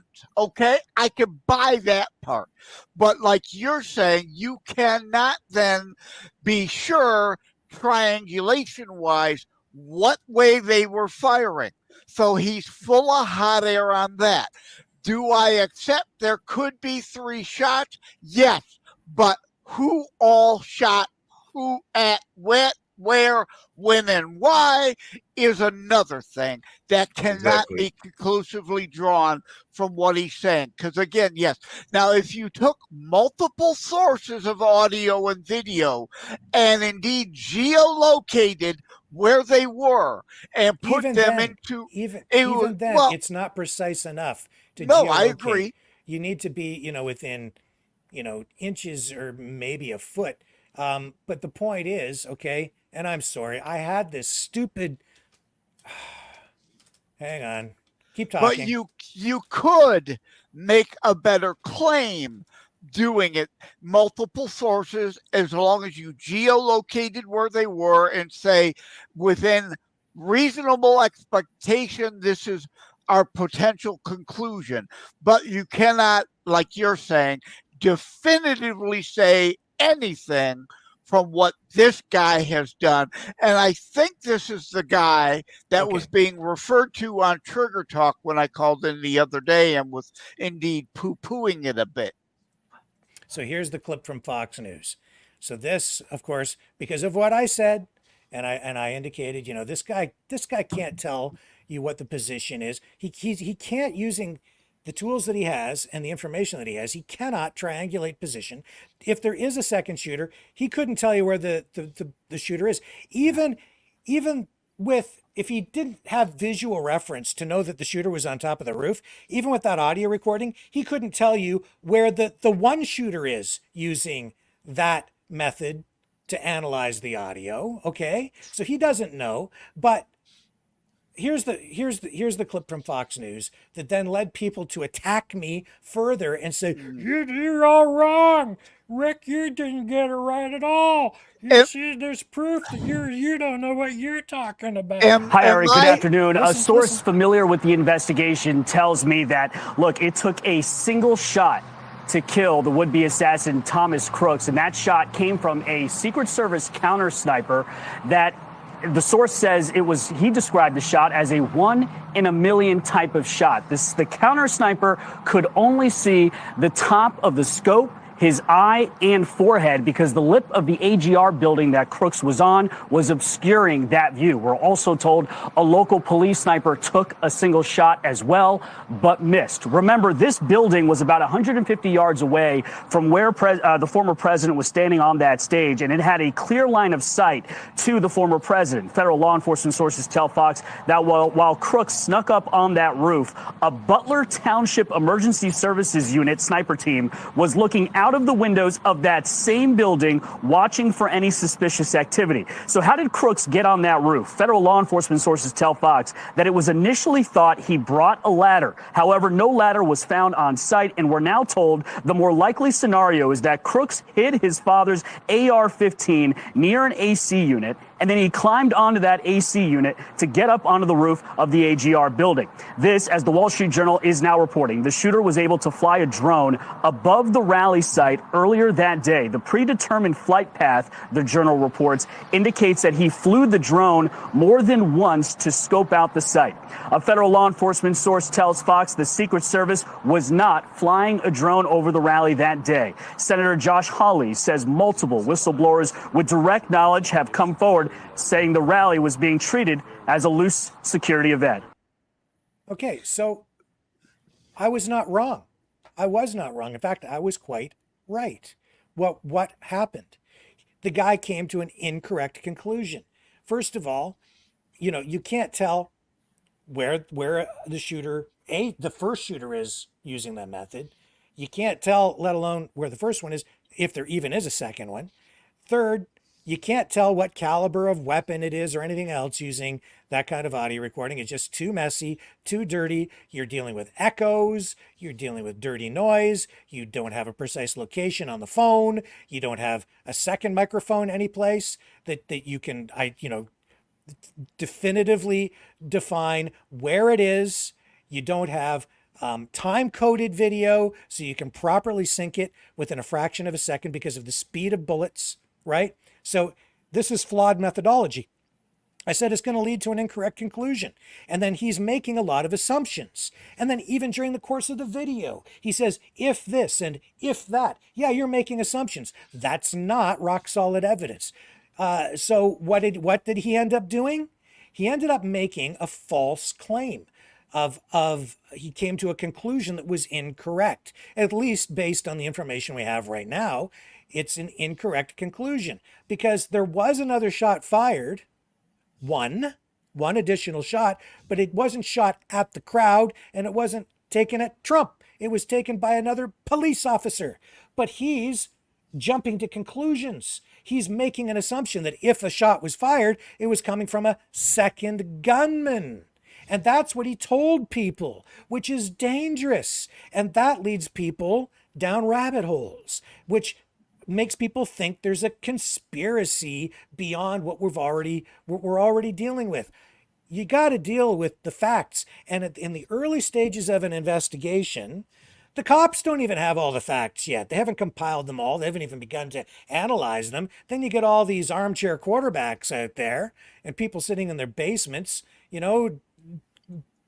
suddenly they become, security experts and experts on ballistics and audio analysis. No, man, you gotta sit back and wait to get all the information that you can together, and then you need expert analysis on this stuff. This is not helpful. This is harmful, actually, because this prevents people from getting the truth. Because even when the truth is presented later, a lot of people will accept what that guy says as fact when it is not fact at all. There's nothing factual about it. And there's another point also. I've heard a lot of podcasts where you had invited ex-snipers for the army that has their expertise, if you will, to go into it. And some of them say, you need what we call a spotter. It's like if I'm the gunman, you need a guy just in the back of my shoulder to see where my shot has been shot and to tell me like, okay, you're probably a quarter inch left or right, whatever, out of your target kind of thing. Yeah. But he was alone. And what he was using, as some have said, was an iron sight.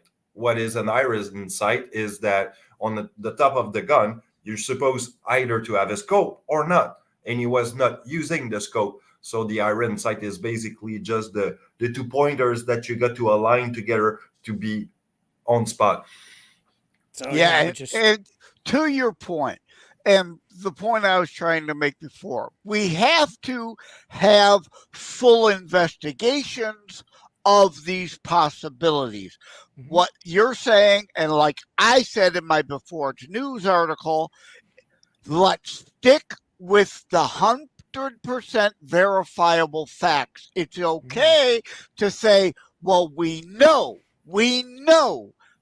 based on audio, there were 3 guns. Okay, but leaping, like you said, to the conclusion, it must be a second assassin Joseph, is out of bounds. But even the audio was not clean enough, in my view, and the way it was analyzed wasn't clean enough to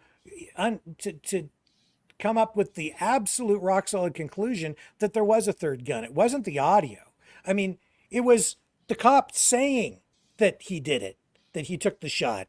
And then, of course, there's a bullet going to be missing from, the chamber in his inventory as well, right? So there's a bullet missing. There was a shot fired. You've got evidence that you can, there would be residual powder like on his hands, all of that stuff. So you can prove that he took the shot.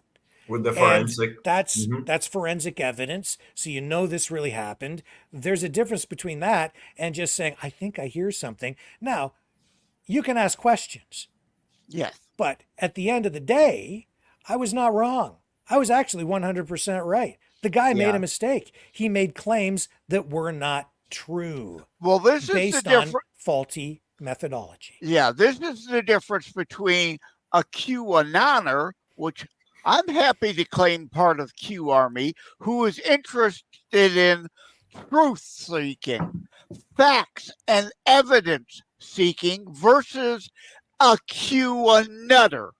And you will never convince a QAnutter of anything.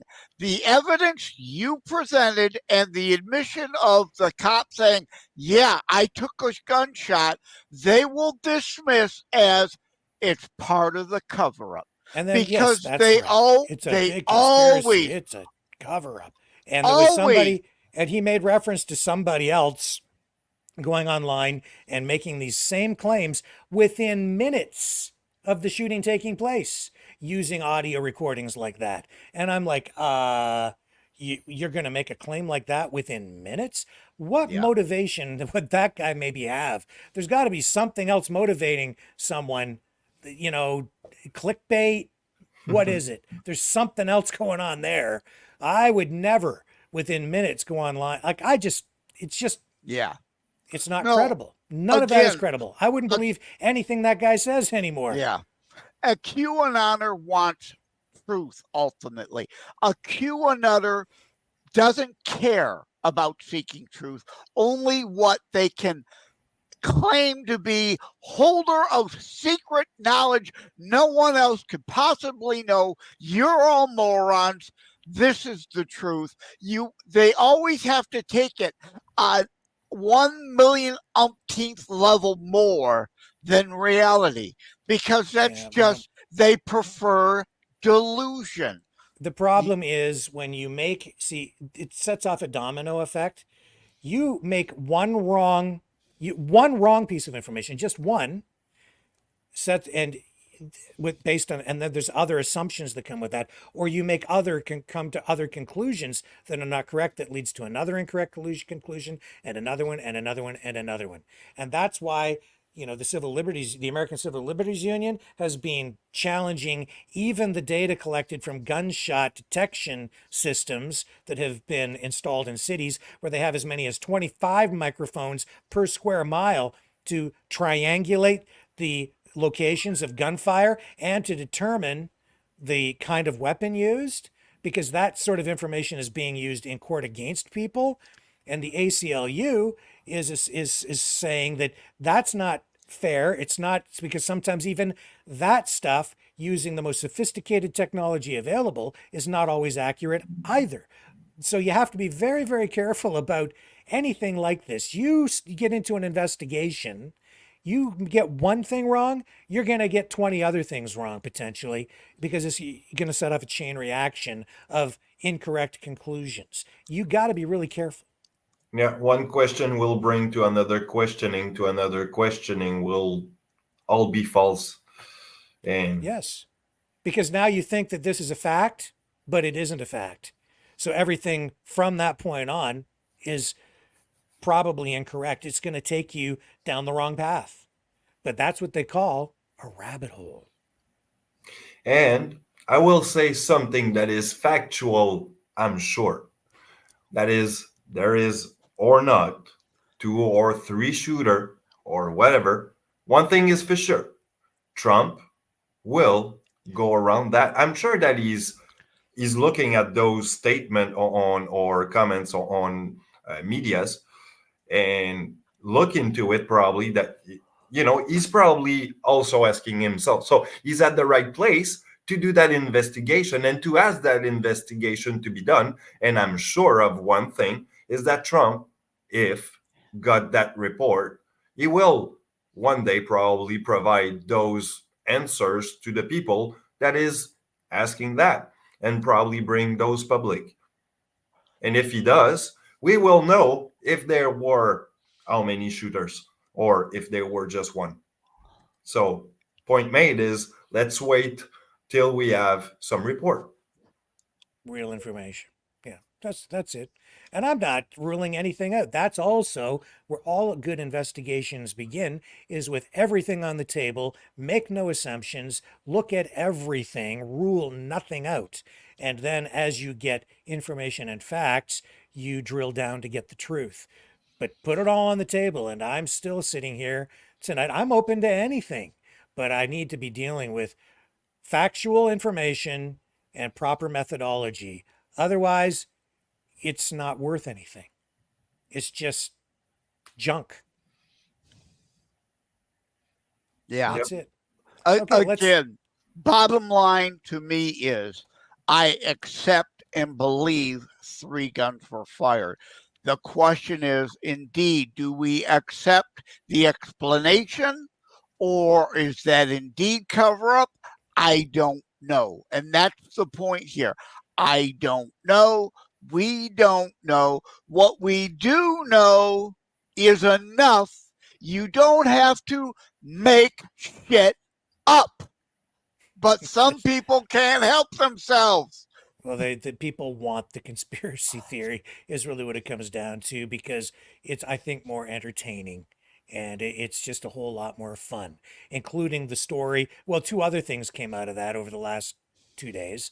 There's one of the extra shooters is supposed to have been on the water tower, and the shooter escaped on a zip line down the back of the water tower. But I I've haven't heard seen any that too. video. Yeah, I heard that too. Yeah. I'm Oh sure my. that's yeah. Okay, right. I'm going to believe Oh that. my God. No, he got away. No video or any evidence of that though. But whatever. Like, Yeah. show me the guy on the zip line. Like really. And what was the other one? Oh yeah, UFO. There was a UFO spotted right above Trump's head at the time of the shooting. Yeah. And there was a So little probably speck this photo of is the speck. why, he was looking at the UFO, and this is why the bullet. Come on, man. Well, Come I on, want to. man. I want to go further on the zip line thing. All right, let's say somebody planned to do that, and they were trying. Okay, now you have a zip line, right? Now you put explosives on each end, so you blow that up, so the zip line evidence comes down.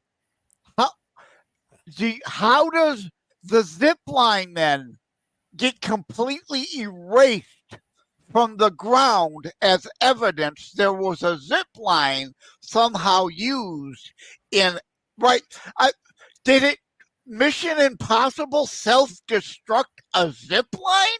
I mean, these people have no ability to do logic, reason, or any common sense whatsoever. It takes time to set up a zip line. It would be in place. Don't you think people at Would that have point seen it. somebody would be like, who put the zip line on the water tower? What's going on? Anyway, we'll be right back, and then we're going to talk about twisters. The information war is raging. Truth without integrity is worth nothing. Maverick News. Because those who have power and those who seek it must be held accountable. The world is watching. Join our family of truth seekers. Donate today and add your voice to the chorus of Maverick Knights. Donate at maverickdonations.com. Truth. Integrity. It's the Maverick way.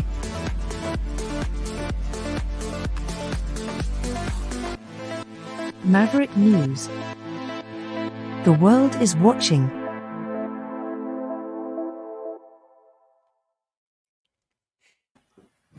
Okay, all right, we're going to talk about twisters, but that makes me think of this, okay? It's a tongue twister. Before we get into the movie, okay, can you guys say how much wood would a woodchuck chuck if a woodchuck could chuck wood? How much would a chuck? How much a woodchuck would chuck a woodchuck chuck wood? Go ahead, No, Jesse. no. Yeah. Come on. How much wood would a woodchuck chuck if a woodchuck could chuck wood? And I just had a tooth pulled last week, and it's like I'm still trying to relearn how to use my mouth. So I doubt that came out even all that well. So That's pretty good. That's pretty good. How much wood would a woodchuck chuck if a woodchuck could chuck wood? I feel like That's not good. Sylvester from Dragon, you do it the best. Do it one more time. How much would a woodchuck chuck if a woodchuck would chuck wood? That's pretty good. I like it. Yeah. Oh, You know man. what? I should probably practice those more, and probably my tongue would slip a little bit better. There you go. Yep. Or you like I don't drink, but you might try a little alcohol. that could lubricate things just a little bit. Well, I'll try. Later. Yeah. That Well, might like get I us into said, some trouble. I just had a tooth pulled a week or so ago. So I feel like Sylvester from Sylvester and Tweety suffering succotash. Well, It's like, you did very well with the woodchuck. Can I make one in French? Yeah, do it. Un chasseur sachant sacher ne sait sacher sans son chien. yeah. What? What was that? A for hunter French? that doesn't actually the translation would be that a hunter that hunt without a dog doesn't know how to hunt without a dog. Now A do hunter with one a in dog doesn't know how to hunt with a dog Un that doesn't know how to. chasseur sachant chasser ne sait sacher sans son chien. now do one in So Romulan. she, so c'est shaky, and so quashish, and so she. Uh, Right? Le hamburger. Le hamburger. Le fries. Hamburger. Le fries. La meat fries. bun. Meat bun. Le fries. C'est chui. Like tego. Mi perro está en mi casa. You're better in Spanish than in French, for sure. Okay, well let's talk. Let's talk about Twisters. I went to see Twisters with my wife last night, so I thought we'd just talk about it a little bit. I'm not going to run the trailer. I'm just going to put up stills so we don't get a copyright strike. But Joseph, you've seen the movie, right? Yeah, I saw it just a few days ago also. And Roland Emmerich is one of my favorite directors, and he did The Day After Tomorrow. Remember that? And people accused him of peddling the climate hoax. He's not a climate tard, as I call them. He just saw, hey, this helps make a good drama story. So I don't know if the people behind this are climate tards trying to peddle that, or again, hey, it just makes a good movie or not. Which sets the stage for this conversation. And my view on this is that Hollywood has become an enemy of America in a way, because everything coming out of Hollywood now is politically correct, it's progressive, it's woke, right? This movie, not the worst offender, and yet still, because it's a movie dealing with tornadoes, its subject matter has the veneer of climate activism. Within the movie, there are many references made to, there's dialogue such as, well, we've been seeing a lot more tornadoes. There have been a lot more floods. It's subtle. It's not right in your face. They're not clubbing you over the head with the climate change agenda, but it's embedded in the script. Yeah. And at times it is sort of like front and center, right there in your face. This young lady who plays the is the main character in the movie. Daisy Edgar Jones, yeah. Yeah. She is working on technology, a method to stop tornadoes, so that when they're happening, all she has to do is get into the center of a tornado, or get these barrels full of this poly something or other chemical thingy that's non-toxic, and just have it get sucked up into this into a tornado, and it will dissipate the tornado by disrupting the tornado dynamics. And remember, this is a quasi reboot, quasi sequel to a movie that came out really before all the climate hoax. So again, do they play that up to a degree? Yeah. And again, now the producers are different from the script writers and the actors. So who is putting that in? Like Matrix 4. We don't have to speculate. We know that the creator, the writer of Matrix 4, after a dust up with Elon Musk on Twitter, said, screw you. I don't like this red pill, blue pill, what it's become. Matrix 4 is going to be a woke movie. It was intentionally made that way. And all the tropes of conservatives that are in it. The creator itself of Matrix 4 Resurrection said it's a trans allegory film. Hence the name of the character, Switch. Get it? switched genders. That was openly and overtly woke.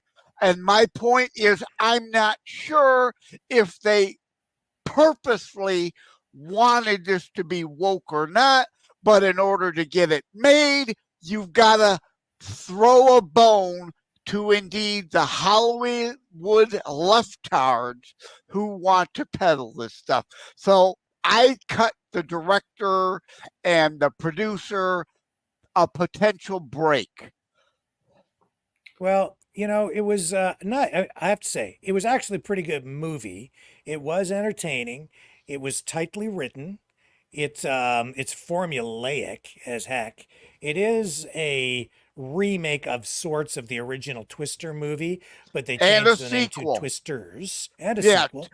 Dorothy is in it, so it's a quasi sequel at the same time, more or less a reboot. They're trying to have it every way. And like you said, yeah, formulaic, to the hilt. And I generally can't stand when they do formulaic garbage, but this was pretty good. I enjoyed it. Yeah, it was tightly written. It was it's a romantic comedy set against the the climate change narrative, and the adventure of chasing storms and tornadoes, suspense back, dramatic, life and limb being risked as they chase after these tornadoes, and some people actually being killed and sucked up into the tornadoes. It's car chase scenes, like literally, like it's basically a car chase movie, except they're not chasing cars, they're chasing tornadoes. And the love it's a story. thing. Sorry, go ahead. It's a thing. In America, there's a lot of storm chasers that Well, will yeah, it stay is. around. And I know some storm chasers. Indeed, when I was working, in mainstream television, I was out chasing storms all the time. Not just twisters, but I covered a lot of tornadoes, but snowstorms. I was asked when they were telling everybody to stay off the roads. They were telling me to get out there and get past the barricades and get out on all those closed highways and byways to get all the best shots of all the cars in the ditches. I was always driving out and around people who were stuck on the highway and, sending cops over here. There's a guy stranded over here at mile maker 237, and out there in the worst kind of weather. But anyway, that's another story. This was a romantic comedy. And the tornadoes themselves become a metaphor for a whirlwind romance between two humans. Yes. The twisters become metaphors for the two main characters, the two involved, in the love interest. It's sort of, but the main character is the woman, which is politically correct, right? She's the main storm chaser. She almost has a mystical quality to her because she's able to, predict where the storms are going to be by taking the seeds of a dandelion and just letting them float into the air. And yet it's mixed with science because she wants to take this chemical, which is the same chemical, I guess they said, that's used to produce disposable diapers, but it's non-toxic. So it's okay to release it into the middle of a tornado in order to stop it. I don't know what releasing disposable diaper material into a tornado is going to do to stop, a super EF5, but there it is, right? Which also plays into the whole, ability of human beings to be able to control weather idea, right? Which a lot of people subscribe to these days. So it was entertaining, it was adventure packed, but right there, front and center, it's all about the climate change. It's all about the wokeism. It's all woven into it. I'm glad that it wasn't so in my face last night that it made it unwatchable, but it was definitely there. Hey, the more you talked, the more subpoints from the subplots you made. You've convinced me. You've won me over on that. Now, the love story thing, really, again, it's a sequel because Dorothy is in it, but it's a reboot, and it really is the original Twister movie. It's the same plot. Helen Hunt and Paxton, oh, they can't stand each other, but of course they come together and much admiration and appreciation and respect for each other. They love each other. Yeah, it's the same story. But again, it's entertaining. And if you go in willing to accept the entertainment, that's good. Now, the other thing, though, that bothers me is not about this movie, the Barbie movie. I actually saw the movie, unlike a lot of people who criticize it. Yeah, is there woke stuff in it? Yes, but it's a good film because it takes pot shots at everybody. My favorite scene in the Barbie movie is attacking the left and the woke and the DEI and all that crap about, it's all men in the boardroom saying, but we're a feminist company. Our janitor is female, right? So they take pot shots at everybody. To me, that made it a kind of fair and balanced film. If it were entirely woke agenda oriented, would it have had Midge, the pregnant Barbie, in the movie? Pro-abortion Hollywood having Midge, the family value Barbie, in the film? So it was balanced. It was fair. In fact, during the credits, they showed a fetus in the womb. I'm not going to How watch can the you Barbie movie. impregnate I the won't Barbie? criticize it. I won't be part of. I don't want anything to do with the Barbie movie. Okay, I'm sorry. They can have it. You can go watch it if you want. I'm not even going to comment on it. I just don't want anything to It was funny. do It's with meant it. to be funny. People took it too damn seriously. It's funny comedy. Okay, whatever. We're not look talking at- about the Barbie movie though. We're off topic. We're talking about Twisters, and then there's another movie that I just want to make reference to tonight, and that's Fly Me to the Moon, which I've not seen. I did see the trailer, but I want to make reference to it, and I'm going to tell you why in a moment. But Dragon, you wanted to say something? Well, actually, I had one little joke to make about Twister. Well, as you have made the comment, it's kind of romantic-ish type of a movie. As you can see, at some point, and you can see it on the trailer, the guy sends fireworks into the.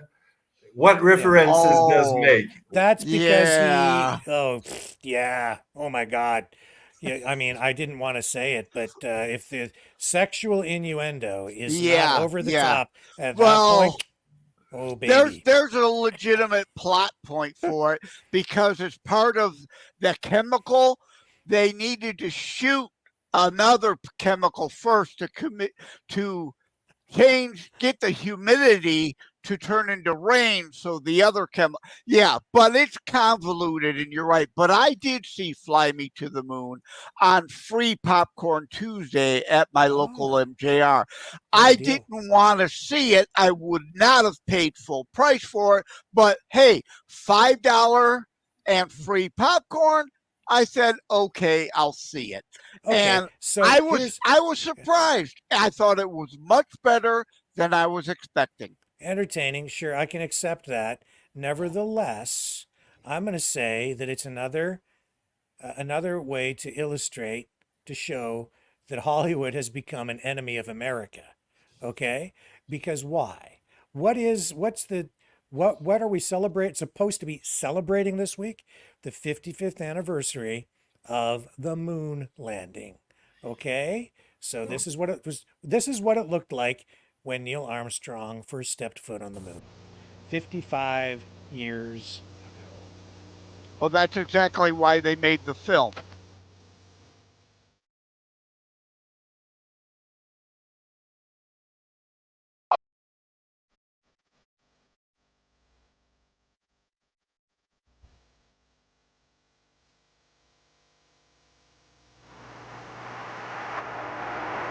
This is something that America should be celebrating. I'm not hearing really too much about it. But what an achievement to put a man on the moon. And yet, what percentage of Americans today would say that it was a hoax?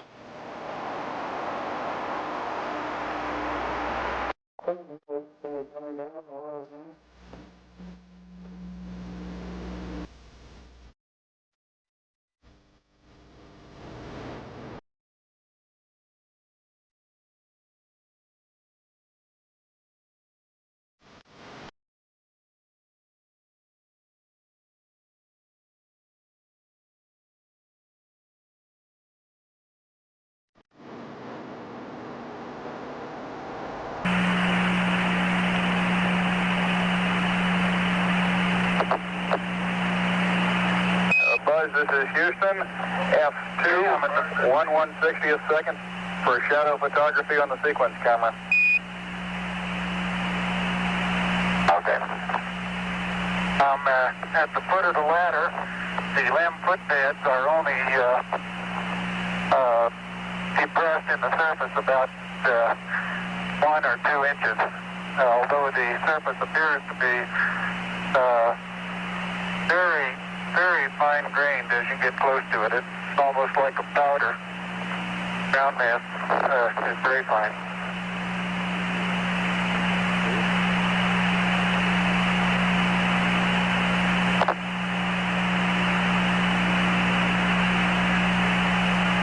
Yeah, I'm going to step off the limb now. So as I look this stuff up,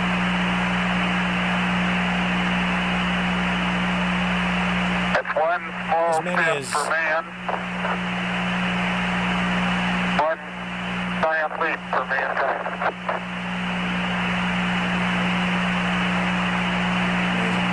So if you look at, depending on the survey and when it was taken, what year, today about a quarter, 25% of Americans think it was a hoax. Yeah. Right. Well, they address it in the film. Now, yes, woke Hollywood, absolutely. There are pot shots at Nixon in the film. So there is that. But ultimately, with as anti-American as Hollywood usually is, this film was ultimately reasonably pro-America. And they address the supposed moon landing fake conspiracy. I don't want to give a spoiler. I think they used it well as a great way to set up a twist at the end that makes it pro-American while, still anti-Nixon. And I haven't seen the film. So you're saying that this is actually a pro-American film? Because my take on it, Joseph, is that it is an anti-American film because, and without having seen it, so I stand to be corrected without having seen the full film. So it's not fair. That's the assumption I made at first too, till I saw the film. Right. So, but here's the thing: it's like 55th anniversary. Shouldn't we be celebrating it? And I've seen over the years since the moon landing, a progression where people are trying to take that piece of history away from America. You see all this propaganda, and I'd say that these conspiracy theories like this one are all about, they are anti-American because they're trying to revise your history, take away everything that people should be proud of. Every American achievement is worth nothing, or it's not even real. It's totally fake. Your country's fake. Your government's fake. The moon landing's fake. Everything's fake. You should hate your country. America sucks. Everything about America is a fraud. Capitalism sucks. This whole thing with the moon landing is a lie. So rather than make like a movie like Apollo 13, right? This is a movie about how the moon landing was maybe faked. So Well, on the again, 55th anniversary, it comes out. Now, I stand to be corrected because I haven't seen the film. So please, help me out here. Maybe I'll that feel better after you that speak. that I think is the assumption they want you to have to help draw you in. Now, I'm not a big ScarJo fan, but Woody Harrelson has become one of those used to be a leftist, has been red pilled. He wouldn't have been in this movie, in my opinion, had it been indeed pure anti American hogwash. I don't know. Again, Woody Harrelson strikes me as being he's still out kind of there. anti-American when you really get into him. I think he's kind of anti-American. He's pretty left. He's pretty far out there on the left, my friend. Now, again, yeah, if you compare this to an Apollo 13, the pride of the accomplishment, and oh my God, they almost died. Now, night and day, obviously. I think this is kind of one of those films, like a Twisters in a way, where indeed it's a Rorschach test. You can see it different ways, and they want to have it both ways and to sell it to both left and right. To be fair, when I watch the trailers and the interviews with the actors, they are making it clear that, this is a dramatic presentation. It's fictional. This is like, what if they faked the moon landing? They're not saying that it was faked. Nevertheless, the decision to make this film and release it at this time on the 55th anniversary, which is, just going to feed those conspiracies, right? Those conspiracy theories. It detracts from the celebration of the achievement. It's another seed of doubt that is sown to create more chaos. Well, there is no question they purposely put it on the calendar for now.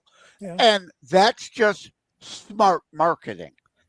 I'm not going to detract that. It's also smart marketing to put to create this kind of content because people eat this stuff up. Like I said, with the two-shooter theory and everything else. I mean, you want to sell books, you want to sell soap, you want to sell a movie, just wrap a conspiracy theory around a script and away you go. People are going to just these days eat that stuff up. They'd rather have the lie than the truth. Yeah. Now, again, my assumption up front was this is purely anti-American crap and indeed only peddling the moon landing was fake conspiracy. I think it's brilliant script writing the way they used it to provide the twist at the end.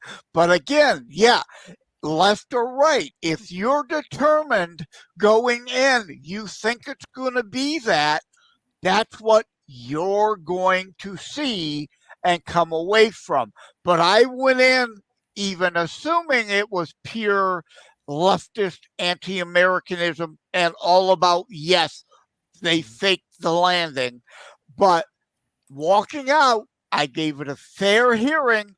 I'm not convinced that was their intent. I again think their intent is to straddle the line, to be able to sell it both left and right, and it's a Rorschach test. Again, if you expect to see that, you'll see that. The other thing is right now, we are at war on multiple fronts in a variety of ways because we're dealing with fifth generation warfare. I would say World War III is already well underway.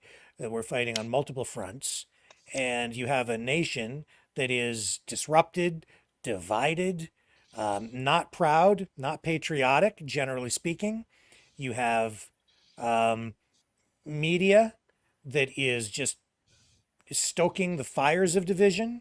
You have Hollywood producing movies that are not patriotic overall. They're all very woke, very progressive, and very anti-American in tone. There's Most- no most flag of them. waving. There's no pro-America, pro-patriot stuff. You know, the closest thing I can think of in recent times that has come to a pro-American film is, I think it was the movie Sniper that was directed by Clint Eastwood. And that was hardly a patriotic film. And he was attacked for having produced it. American Sniper. American Yeah. Sniper. Yeah. And that was, you know, The Chris quite a few Kyle years ago. Yeah. Chris Kyle story. Now, and even Top Gun. Top Gun, yeah, that was kind of a pro-American film, right? It sort of was, but there was Maverick, Chinese influence in that. So even that No, wasn't, no. They bucked it. They were going to remove the Taiwan flag from the jacket. But there was stepped up and said, "No, but it's going still- on the jacket." but there was Chinese money because even though people think that it's Zionists and Jews that control Hollywood, it's actually today largely owned by China. Chinese money. Chinese yes. money. Yeah. It's not the Now- Jews in Hollywood at all, which is, I'm going to say to you right now that is why you're not getting the patriotic, pro-American, flag waving type of film out of Hollywood that, especially during times of international conflict, that you would get. You go back to the 80s, right? And the time of Reagan, and you had pro-American stuff coming out of Hollywood. You had the original Top Gun, which was very pro-American, and there was other stuff coming out at that time too.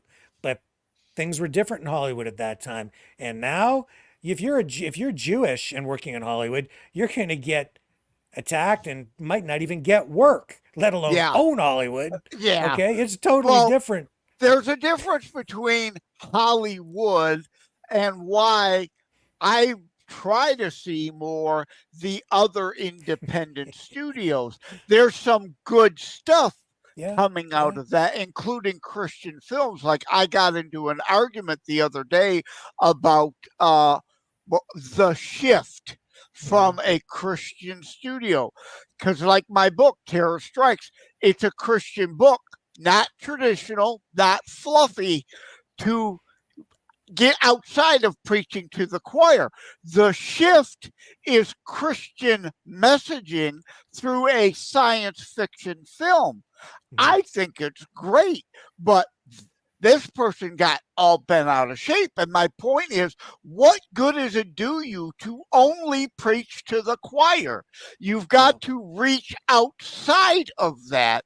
And some are thinking out of the box. Well, what do you think, Dragon? Any thoughts on Hollywood? You know, like I just think back to like World War II, right? And Hollywood was like pumping out pro-patriotic propaganda like crazy. Right. Even we just did the whole thing on the Superman films, and after the 13th in the series of the Fleischer cartoons, it became very blatantly pro-American war propaganda stuff, with episodes in the Superman series called like the Japateurs, right? Sort of demonizing or creating fear around Japan because we were at war with Japan at the time. But we're not getting that kind of stuff out of Hollywood right now. No, maybe that's a good thing. Maybe it's a bad thing. I don't know, but it's an observation. They've turned G.I. Joe into a globalist, a New World Order fighter, pro-world order, not pro-America. So, yeah, there's a lot of that. But, yeah, I was Dragon. Let Dragon talk. All right. Well, if you want to see it this way, unpatriotic in Hollywood today, and I want to make a reference to, well, Superman that we have seen the other day. There's a series that a lot of people would know, and I hope that people on the chat will probably remind me that it's a true thing. Homelander, which is a depiction of what if Superman would have become egocentric or egomaniac type of megalomaniac type of superhero, and what the character does shows that what if Superman would take his power for granted, if you will, sort of doing anti-human type of thing. And there's a lot of episode where you can make assessment about other cultures, terrorism, and stuff like that. Because Homelander, I mean, he goes out there and kills some people in other country for the love of his country, or is he egomaniac type of thing? So yeah. Well, just, a couple of movies that are out there right now. Just observations that I made going to the theater. Oh, by the way, the computer system was down at the theater, hit by the CrowdStrike global Microsoft cyber outage that was not a terrorist attack. It was supposed to be a software update glitch that just took everything down. So with software and cybersecurity companies out there like that, working with us, we don't need enemies. Okay, they're doing the work for any enemies we might have out there for them. But yeah, even the computer system was down. But it's just an observation. It's like this is not the 1980s. This is not the 1940s. This is 2024. The country's in trouble. We're in a state of despair and decline. Trump is saying that we are, in his last speech, called the United States a failing nation. You have a bumbling president who can't keep his head straight because he's lost his mind. He actually has to leave the election race, which is just in itself almost unbelievable, because it just shows that whatever is going on within the government, it's not right, that he wasn't really ever in control. There were people behind him just using him as a puppet. So that's quite clear and obvious now. If it ever wasn't before, it absolutely is now, which throws everything else into question. You have, escalating conflict in the Middle East. You have not just a war between Israel, Palestine, and Hamas. It's now Lebanon, right? And Hezbollah. You have the Houthis now attacking Israel with a drone, a counterstrike with jets taking out serious targets in Yemen with Israel, all of that going on. Yeah, Trump attempted assassination, all of this stuff within about a week, right? Like, how much more can a nation endure? And yet somehow when I go out, everything is still sort of okay. People are not running down the street going, run for your lives, run for your lives. It's like everything seems to be sort of okay. So we're enduring and we're resilient, but I don't know, man. Well, all that's going on. All I'm seeing online is nobody's proud of the new moon landing. Everybody hates the country. Well, not everybody, but just growing pessimism. No trust in government because of what they did to us during the pandemic. The media is just hammering all the time. Even the mainstream media hates America, right?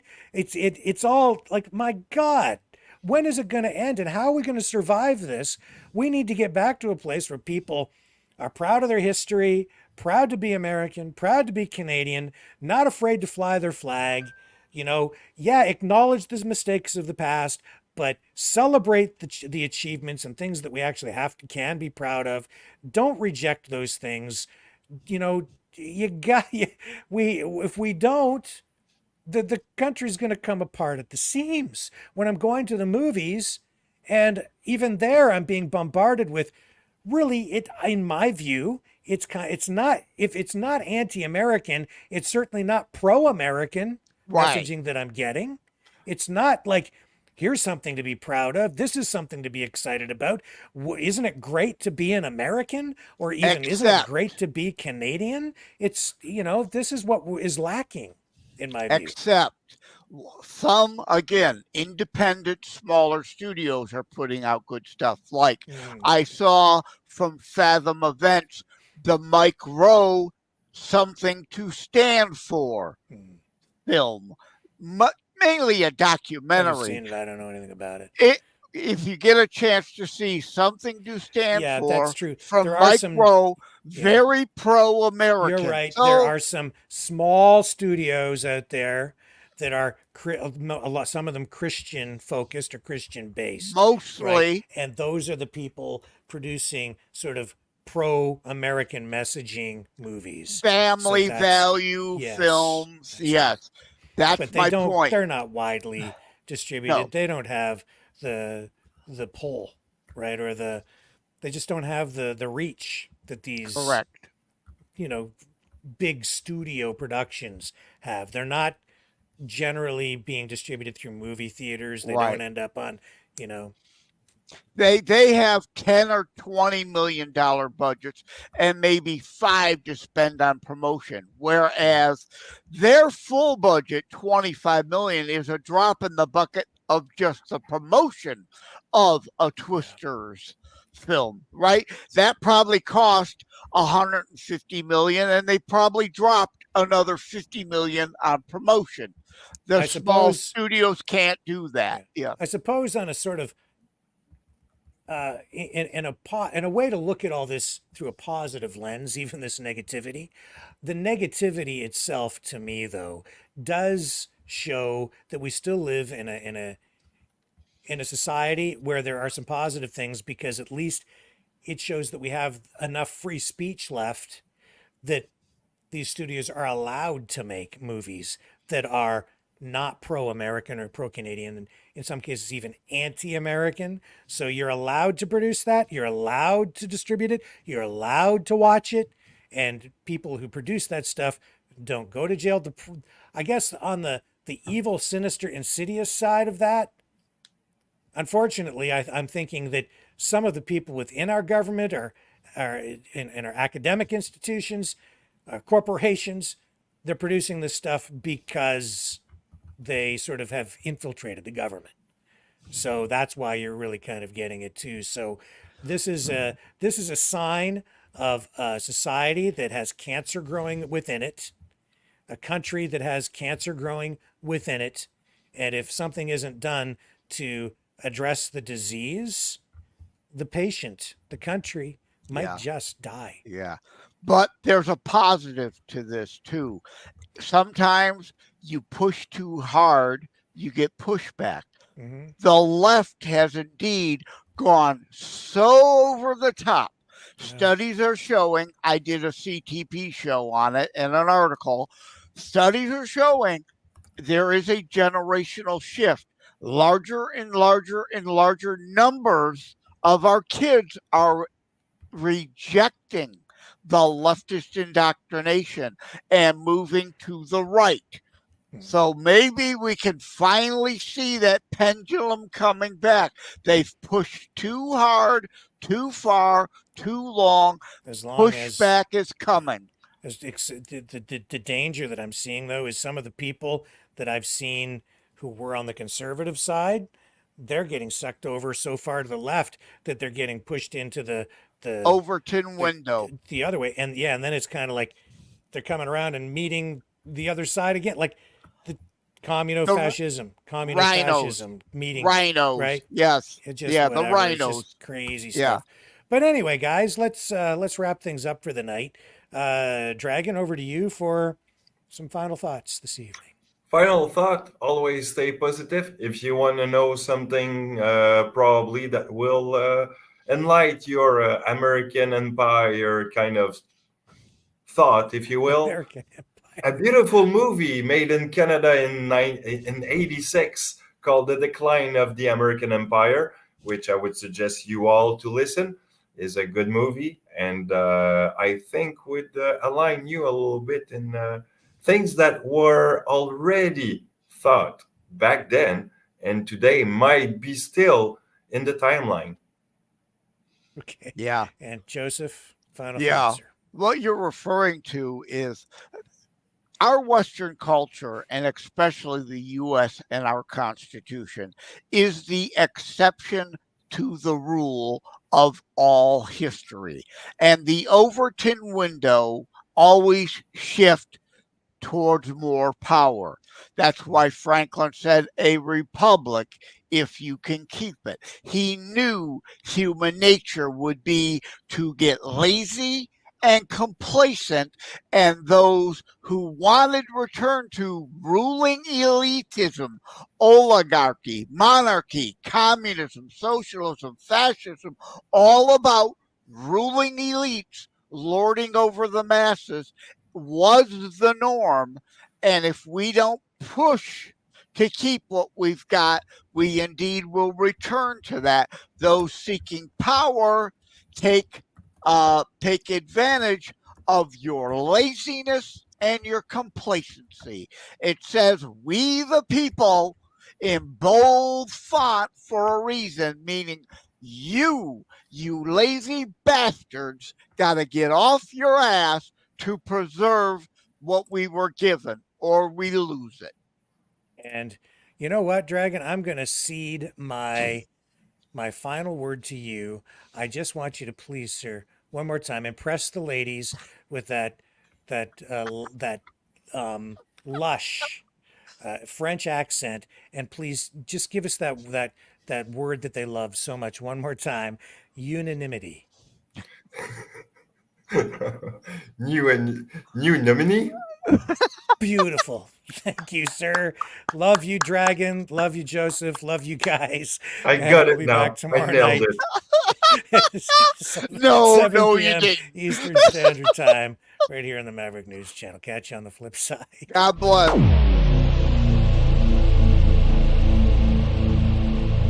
This has been a Maverick Multimedia production.